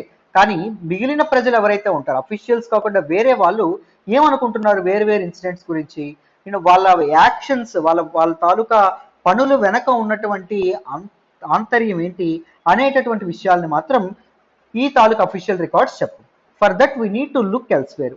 ఆ విషయాలను తెలుసుకోవడానికి సామాన్య ప్రజల కళ్ళల్లో నుంచి మనం అప్పటి సమాజాన్ని చదివేందుకు మనం ఇంకెక్కడో వెతకాలి. when we begin to search for these other sources we find them in plenty. మనం చాలా వాటిలో తెలుసుకోవచ్చు. though they are more difficult to get than official records. Official records are easily gettable అండి. కానీ these other resources ఏవైతే ఉన్నాయో from where we can read history from the shoes of these common people, so అది మనం తెలుసుకోవడం, ఆ records అనే మనం సంపాదించడం అనేది చాలా కష్టం. సో మనం అవి ఎలా తెలుసుకోవచ్చు? కామన్ పీపుల్ తాలూకా ప్లైట్ని, కామన్ పీపుల్ యొక్క పర్స్పెక్టివ్ని, డైరీస్ ఆఫ్ పీపుల్, ప్రజల తాలూకా దినచర్యల నుంచి, డైరీస్ నుంచి, accounts of pilgrims and travellers, ఈ యాత్రికులు ఎవరైతే ఉంటారో వాళ్ళు, ట్రావెలర్స్ ఎవరైతే ఉన్నారో వాళ్ళ బుక్స్ నుంచి, ఆటోబయోగ్రఫీస్ ఆఫ్ ఇంపార్టెంట్ పర్సనాలిటీస్ ఎవరైతే ఉన్నారో వాళ్ళు రాసినటువంటి ఆత్మ కథల నుంచి, popular booklets that were sold in the local బజార్స్లో అమ్మినటువంటి డిఫరెంట్ బుక్లెట్స్ ఏవైతే ఉంటాయో వాటి నుంచి కూడా మనం తెలుసుకోవచ్చు. యాజ్ ప్రింటింగ్ ఎప్పుడైతే విపరీతంగా ఫ్లరిష్ అవ్వడం అనేది జరిగిందో, థ్రైవ్ అవ్వడం అనేది జరిగిందో, news papers were published and issues were debated in public. News papers అనేవి పబ్లిష్ అవ్వడం అనేది జరిగింది. న్యూస్ పేపర్స్లో డిఫరెంట్ ఇష్యూస్ ఏవైతే ఉన్నాయో వాటిని వేసేవాళ్ళు, ప్రచురించేవాళ్ళు. ప్రజలు ఆ ఇష్యూస్ గురించి, కలోనియల్ ఎక్స్ప్లాయిటేషన్ గురించి, డిఫరెంట్ ఆస్పెక్ట్స్ గురించి ప్రజలు మాట్లాడుకోవడం మొదలుపెట్టారు. Leaders and reformers wrote to spread their ideas. Poets and novelists wrote to express their feelings. So leaders, నాయకులు కానీ సంఘ సంస్కర్తలు ఎవరైతే ఉన్నారో వాళ్ళు కానీ వాళ్ళ తాలూకా ఐడియాస్ కానీ వాళ్ళ తాలూకా వాల్యూస్ని కానీ అవి ప్రజలకు అందించడం కోసం, ప్రజల్ని చైతన్యపరచాలని చెప్పి అనుకునే వాళ్ళు. వెరాజ్ పోయిట్స్, కవులు కానీ, నవలిస్ట్, నవలా రచయితలు కానీ వాళ్ళ తాలూకా ఫీలింగ్స్, ప్రాపంచిక విషయాల మీద వాళ్ళ తాలూకా అభిప్రాయాలు, వాళ్ళ తాలూకా అనుభవాలు ఏవైతే ఉన్నాయో అవి చెరిష్ చేసుకోవాలి, ప్రజలతో పంచుకోవాలనే విధంగా వాళ్ళు అనుకోవడం అనేది జరిగింది. All these sources however were produced by those who were literate. కానీ ఈ సోర్సెస్ కూడా ఎవరండి ప్రొడ్యూస్ చేశారు? లిటరేట్, అక్షరాస్యులు ఎవరైతే ఉన్నారో వాళ్ళే వీటిని అందించడం అనేది జరిగింది. మరి డైరీస్ కానీ ఇవన్నీ ఎవరు రాస్తారండి? ఎవరైతే చదువుకున్నారో వాళ్ళే రాసేవాళ్ళు. From these, we will not be able to understand how history was experienced and lived by tribals and peasants, the workers in the mines and the poor on the streets. So మరి వీటి నుంచి intellects, ఈ literates రాసినటువంటి పుస్తకాల నుంచి tribal people, ఈ ఆదివాసీలు కానీ, లేకపోతే రైతులు కానీ, లేకపోతే మైన్స్లోని ఫ్యాక్టరీస్లో పనిచేసేటటువంటి వర్కర్స్, కార్మికులు కానీ, లేకపోతే స్ట్రీట్స్, వీధుల్లో తిరిగేటటువంటి పేదవాళ్ళు కానీ, వాళ్ళు చరిత్రను ఎలా చూశారు, వాళ్ళు అప్పటి సమాజాన్ని ఎలా చూడగలిగారు, ఈ విషయాలు తెలుసుకోగలమా అంటే తెలుసుకోవడం కష్టం. Getting to know there lifes is a more difficult task. వాళ్ళ జీవితాలను తెలుసుకోవడం, వాళ్ళ జీవితాలని మనం కళ్ళారా చూడడం అనేది చాలా చాలా కష్టమైనటువంటి పని అంట. And this can be done if you make a little bit of effort. కానీ మనం కాస్త కష్టపడితే, తెలుసుకోవాలని తపనుంటే, వాళ్ళ జీవితాల్లోకి తొంగి చూద్దామనేటటువంటి ఉత్సుకత, కోరిక మనకుంటే, క్యూరియాసిటీ మనకుంటే మనం తప్పకుండా చేయగలం. వాళ్ళ జీవితాల్లోంచి, వాళ్ళ కళ్ళల నుంచి అప్పటి సమాజాలని మనం చూడగలం, అప్పటి చరిత్రను మనం అధ్యయనం చేయగలం. When you read this book you will see how this can be done. So ఎలా మనం చదవగలం అనేది ఈ పుస్తకంలో మనం కంప్లీట్గా తెలుసుకుంటాం అనే విధంగా చెప్పడం అనేది జరిగింది. రైట్. సో ఇక్కడ మనకి న్యూస్ పేపర్లో వేసినటువంటి ఒక చిన్న ఆర్టికల్ గురించి చెప్పడం అనేది జరిగింది. పోలీస్ పీపుల్ ఎవరైతే ఉన్నారో, more than 2000 police men in Delhi, వాళ్ళు ఒక స్ట్రైక్ అనేది చేశారు, అన్నాన్ని మానేసి. ఎందుకంటే వాళ్ళకి పోలీస్ కిచెన్ నుంచి వచ్చేటటువంటి ఇదేదైతే ఉంటుందో, ఫుడ్ ఏదైతే ఉంటుందో దాని క్వాలిటీ బాగాలేదని చెప్పి వాళ్ళు చాలా చాలా ఇబ్బంది పడి స్ట్రైక్స్ అనేవి చేయడం అనేది జరిగింది. దాని గురించి న్యూస్ పేపర్లో రావడం అనేది జరిగింది, అది ఇక్కడ చెప్పడం అనేది జరిగింది. జస్ట్ అన్ ఎగ్జాంపుల్, ఎలా న్యూస్ పేపర్లో వచ్చేవి ఏంటి అని మనకి ఇక్కడ చెప్తున్నారంటే అర్థమైందా. So these are some important aspects అండి. సో డీటెయిల్డ్గా ఈ చాప్టర్లో మీకు ఇంపార్టెంట్ ఆస్పెక్ట్స్ అని చక్కగా లైన్ టు లైన్ అర్థమయ్యాయని అనుకుంటున్నాను. Now what I wanted to do is, నేను ఇప్పుడు మొత్తం అంతా ఈ లెసన్లో ఉన్నటువంటి ఇంపార్టెంట్ ఆస్పెక్ట్స్ అన్ని రివిజన్ చేసేస్తాను. జాగ్రత్తగా వింటే మీకు క్లియర్గా అర్థమవుతుంది. జాగ్రత్తగా వినండి. సో చూడండి అన్న, first chapter, 8th class first చాప్టర్లో మనం ఏమేమి తెలుసుకున్నాము? చాప్టర్ నేమ్ ఏంటి? హౌ, వెన్ అండ్ వేర్ కదా. ఈ చాప్టర్లో మనం తెలుసుకున్నటువంటి ఇంపార్టెంట్ ఆస్పెక్ట్స్ ఏవైతే ఉన్నాయో అవి నేను ఇక్కడ రాస్తా ఉన్నాను, జాగ్రత్తగా చూడండి. ఫస్ట్, హిస్టరీ అంటే ఏంటో మనం మాట్లాడుకున్నాం. History is not just about dates అని చెప్పి మనం మాట్లాడుకున్నాం. History is about changes that అక్కర్ over time. ఈ విషయం మనం మాట్లాడుకోవడం అనేది జరిగింది. కాలక్రమేణా వచ్చేటటువంటి మార్పుల్ని అధ్యయనం చేసేదే చరిత్ర అనే విధంగా మనం మాట్లాడుకున్నాం. It's about finding out how things were in the past. గతంలో థింగ్స్ అనేవి, సిచ్యువేషన్స్ అనేవి ఎలా ఉన్నాయి, and how things have changed. And ఇప్పుడు ప్రజెంట్కి వచ్చేటప్పటికి ఈ పరిస్థితులు ఏవైతే ఉన్నాయో అవి ఎలా చేంజ్ అయినాయి అని తెలుసుకునేదే చరిత్ర అనే విధంగా మనం మాట్లాడుకోవడం అనేది జరిగింది. And first Hindustan map was produced by whom, ఎవరండి? జేమ్స్ రెనల్ అనేటటువంటి వ్యక్తి ప్రొడ్యూస్ చేశారు ఇన్ 1782 అని చెప్పి మనం మాట్లాడుకోవడం అనేది జరిగింది. ఎవరు అడిగితే ప్రొడ్యూస్ చేశారని చెప్పుకున్నామమ్మా, మేజర్ జనరల్ రాబర్ట్ క్లైవ్ ఎవరైతే ఉన్నారో ఈయన అడగడం వల్ల ఆయన మ్యాప్ అనేది తయారు చేశారని చెప్పి మనం మాట్లాడుకోవడం అనేది జరిగింది. దిస్ గాయ్ జేమ్స్ రెనల్ ఎవరైతే ఉన్నారో ఈజ్ ఎ ఇంగ్లీష్ జాగ్రఫర్ అండి, అండ్ దాంతోపాటు హిస్టారియన్ కూడా, and is a pioneer in oceanography. Is also called father of oceanography అని కూడా అనడం అనేది జరుగుతుంది. He also worked as Surveyor General of Bengal. Surveyor general of బెంగాల్గా కూడా ఈయన పనిచేయడం అనేది జరిగింది అని కూడా చెప్తారు. And is an enthusiastic supporter of British conquest of India. So British వాళ్ళు భారతదేశాన్ని కాన్క్వెర్ చేయాలనేటటువంటి ఆశ కలిగినటువంటి వ్యక్తి ఎవరు, మన తాలూకా జేమ్స్ రెనెల్ ఎవరైతే ఉన్నారో ఆయన. So he saw preparation of maps as essential to the process of domination. Maps తయారు చేయడం ఏదైతే ఉంటుందో అది ప్రాసెస్ ఆఫ్ డామినేషన్, నో, భారతీయుల మీద బ్రిటిష్ వాళ్ళ డామినేషన్కి ఒక క్రియాశైలిగా పాత్ర పోషిస్తుంది అని చెప్పి నమ్మడం అనేది జరిగింది. రైట్. దాని తర్వాత మనం ఒక పిక్చర్ కూడా చూపించడం అనేది జరిగింది. బ్రాహ్మణాస్ సాక్రెడ్ టెక్స్ట్ ఏవైతే ఉన్నాయో యాన్షియంట్ టెక్స్ట్ ఎవరికి ఇస్తారండి, బ్రిటానియాకి ఇవ్వడం అనేది జరిగింది. What is meant by Britannia అమ్మ, this is the personification of British, the symbol of the power of British అని చెప్పి మనం మాట్లాడుకోవడం అనేది జరిగింది. రైట్. బ్రిటిష్ మాత అనే విధంగా మనం మాట్లాడుకోవడం అనేది జరిగింది. దాని తర్వాత మనం ఏం మాట్లాడుకున్నాం, sometimes it is actually incorrect to fix precise dates to process that happen over a period of time. కొన్ని ప్రాసెసెస్ ఏవైతే ఉన్నాయో అవి over a period of time జరుగుతాయి, మనం ఒక ప్రిసైజ్ డేట్ అనేది ఇవ్వడం అనేది కష్టం. సో ఎగ్జాంపుల్స్ కింద ఏం మాట్లాడుకున్నాం, డ్రింకింగ్ టీ ఏదైతే ఉంటుందో, drinking tea becoming a part of Indian culture, ఇది ఒక రోజు జరిగిందంటే చెప్పలేం, it has happened over a stretch of time. దాంతోపాటు ఎస్టాబ్లిష్మెంట్ ఆఫ్ బ్రిటిష్ రూల్, భారతదేశంలో బ్రిటిష్ డామినెన్స్ ఎప్పుడు మొదలైంది, బ్రిటిష్ రూల్ ఎప్పుడు మొదలైంది అని చెప్పడం కూడా, ఎగ్జాక్ట్ డేట్ చెప్పడం కూడా కష్టం. ఓవర్ ద టైం డెవలప్ అవ్వడం అనేది జరిగింది. And starting of the Indian national movement, భారత జాతీయోద్యమం అనేది ఎప్పుడు మొదలైంది అని ఎవరైనా అడిగితే అది కూడా మనం చెప్పడం అనేది కష్టం. ఎందుకు కష్టం నాన్న, సో అది కూడా over a stretch of time అయినటువంటి event. Right. We can only refer a span of time rather than a particular date for all these events, అది కూడా మనం చెప్పడం అనేది జరిగింది. దాంతోపాటు ఇంకొక విషయం మనం మాట్లాడుకున్నాం, గుర్తుందా, ప్రిన్స్ ఆర్థర్ గురించి. హూ ఈజ్ ప్రిన్స్ ఆర్థర్, ఇవన్నీ ప్రిలిమ్స్ లో ఇంపార్టెంట్ అండి కొన్ని aspects. Third son of Queen Victoria of Britain, ఈయన తాలూకా టైటిల్ ఏంటండి, డ్యూక్ ఆఫ్ కనాట్, గుర్తుందండి.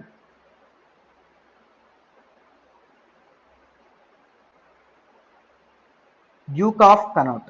And first British governor general ఎవరమ్మా, లార్డ్ వారన్ హేస్టింగ్స్.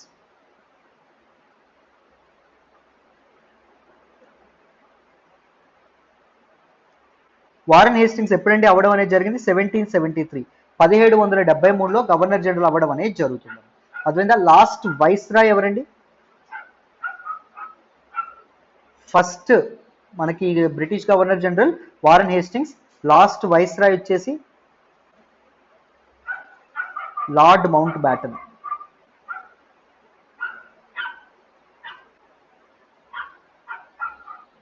రైట్. వీటి గురించి మనం మాట్లాడుకోవడం అనేది జరిగింది. అండ్ తర్వాత మనం ఏం మాట్లాడుకున్నాం, 1817లో one of the Scottish economist James Mill. Who is James Mill, is a Scottish economist and political philosopher.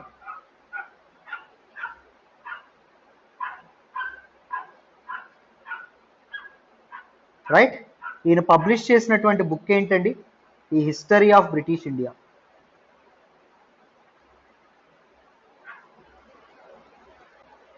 ఇవన్నీ ప్రిలిమ్స్ లో చాలా ఇంపార్టెంట్ అండి. The work history of British India was done by అని మీకు క్వశ్చన్ అనేది రావచ్చు. ఈ బుక్ లో ఈయన ఏం చేయడం అనేది జరిగింది, ఈ divided Indian history into 3 parts. ఎలా డివైడ్ చేశాడు ఈయన, హిందూ హిస్టరీ, హిందూ ఏజ్, ఇస్లాం ఏజ్, బ్రిటిష్ ఏజ్ అనే విధంగా ఈయన ఇది చేయడం అనేది జరిగింది. అప్పట్లో పీపుల్ కూడా దీన్ని వైడ్గా యాక్సెప్ట్ చేయడం అనేది జరిగింది. అండ్ దాంతోపాటు what he thought, all Asian societies ఏవైతే ఉన్నాయో, all Asian societies were at the lower level of civilization than Europe, European సివిలైజేషనే గొప్ప అని వైట్ మెన్స్ బర్డెన్ ఏదైతే ఉంటుందో దాన్ని ఈయన ప్రీచ్ చేయడం అనేది జరిగింది. Right. What he felt, British rule ఏదైతే ఉంటుందో ఇట్ కెన్ సివిలైజ్ ఇండియా అనే విధంగా ఈయన చెప్పడం అనేది జరిగింది. So to do this what he wanted to do, European manners, arts, institutions, laws ఇవన్నీ ఇంట్రడ్యూస్ చేయడం నెసరీ అని చెప్పి ఈయన నమ్మడం అనేది జరిగింది. He also thought that British should conquer all the territories of India, భారతదేశంలో ఉండే టెరిటరీస్ అన్ని బ్రిటిష్ వాళ్ళు కాన్ఫర్ చేసుకోవాలి. ఎందుకు అంటే టు ఎన్ష్యూర్ ఎన్లైటన్మెంట్, భారతదేశ ప్రజలు ఎవరైతే ఉన్నారో వాళ్ళని చైతన్యవంతులుగా తీర్చిదిద్దడం కోసం, అండ్ దాంతోపాటు హ్యాపీనెస్ ఆఫ్ ఇండియన్స్, భారతీయుల తాలూకా ఆనందం కోసం అని నమ్మడం అనేది జరిగింది. But historians never accepted this British way of classification, British way of periodization, because ancient times లో ఓన్లీ హిందువులే ఉన్నారా? హిందువులే లేరు. హిందూ రూలర్స్ మాత్రమే ఉన్నారా? ఉండడం అనేది జరగలేదు. అదర్ పీపుల్ కూడా చాలా మంది ఉండడం అనేది జరిగింది. That is the reason why they classified లేదా periodized history into ancient, medieval and modern. This kind of classification ఏదైతే ఉంటుందో which was brought from the western notion నుంచి తీసుకొచ్చినటువంటి one of the very important classification అంటే ancient, medieval and modern classification. Many historians ఎవరైతే ఉన్నారో they refer this modern period as colonial period. ఈ modern period ఏదైతే ఉంటుందో దాన్ని చాలా మంది హిస్టారియన్స్ కొలోనియల్ పీరియడ్ అని చెప్పి అభివర్ణించారు. ఎందుకండి అంటే మిడివల్ వెస్టర్న్ నోషన్ ప్రకారం మోడర్న్ అంటే అర్థం ఏంటి అంటే it will be characterised by equality, it will be characterized by liberty, it will be characterized by democracy, it will be characterized by science, it will be characterized by reason లేదా logic అని చెప్పి మనం అర్థం చేసుకోవచ్చు. But Indian modern టైమ్స్గా పిలువబడుతున్నటువంటి Indian history ఏదైతే ఉంటుందో దానిలో ఈక్వాలిటీ అనేది లేదు, ఫ్రీడమ్ కానీ లిబర్టీ అనేది లేదు under British rule. That is the reason why they called modern history as colonial history of India. అర్థమైందా? So Indians never had them under British rule కాబట్టి this equality, liberty and democracy, so they call this colonial era. So next, what is colonial? చాలా చాలా important అండి. నేను చాలా important అని చెప్పి కూడా క్లాస్లో మధ్యలో చెప్పాను, గుర్తుందా? కొలనైజేషన్ అంటే అర్థం ఏంటి? The process of subjugation of one country by another which leads to some political, economic, social and cultural changes is called as colonization అని చెప్పి మనం చెప్పుకోవడం అనేది జరిగింది. Sources that historians use to know about colonial history. Colonial history చదవడానికి historians వాడినటువంటి sources ఏంటి? Important sources ఏంటంటే అఫీషియల్ రికార్డ్స్ అండి, అండ్ దాంతోపాటు సర్వేస్. బ్రిటిష్ వాళ్ళు ఏం నమ్మారు? British believe that a country had to be properly known before it could be properly administered అని బ్రిటిష్ వాళ్ళు నమ్మడం అనేది జరిగింది. So they carried out demographical surveys, caste census, occupational census, ఎవరెవరు ఏ ఏ వృత్తులు అవలంబిస్తున్నారని చెప్పి, botanical surveys, zoological surveys, archaeological surveys, anthropological surveys and forest surveys ఏవైతే ఉన్నాయో వీటన్నింటినీ వాళ్ళు క్యారీ అవుట్ చేయడం అనేది జరిగింది. But these official records and official surveys ఏవైతే ఉన్నాయో they are very subjective in nature. Subjective అంటే ఏంటండి? బయాస్డ్ ఇన్ నేచర్ అని చెప్పి మనం చెప్పుకోవడం అనేది జరిగింది. సో దాంతోపాటు దీస్ ఫార్మాట్ ఆఫ్ రికార్డ్స్ అనేవి ఓన్లీ కొంతమంది పీపుల్ గురించి మాత్రమే చెప్పడం అనేది జరుగుతుంది. అండ్ అదర్ పీపుల్ ఎవరైతే ఉన్నారో వాళ్ళ గురించి, history is not only about the powerful people, history is not only about the people who fought wars కదా. So other people, common people, poor people, peasants, tribals, వీళ్ళ గురించి తెలుసుకోవడానికి డైరీస్ ఆఫ్ పీపుల్ అండ్ దాంతోపాటు accounts of pilgrims and travellers, autobiographies, popular books, booklets, newspapers, వీటిని వాడడం అనేది జరిగిందండి.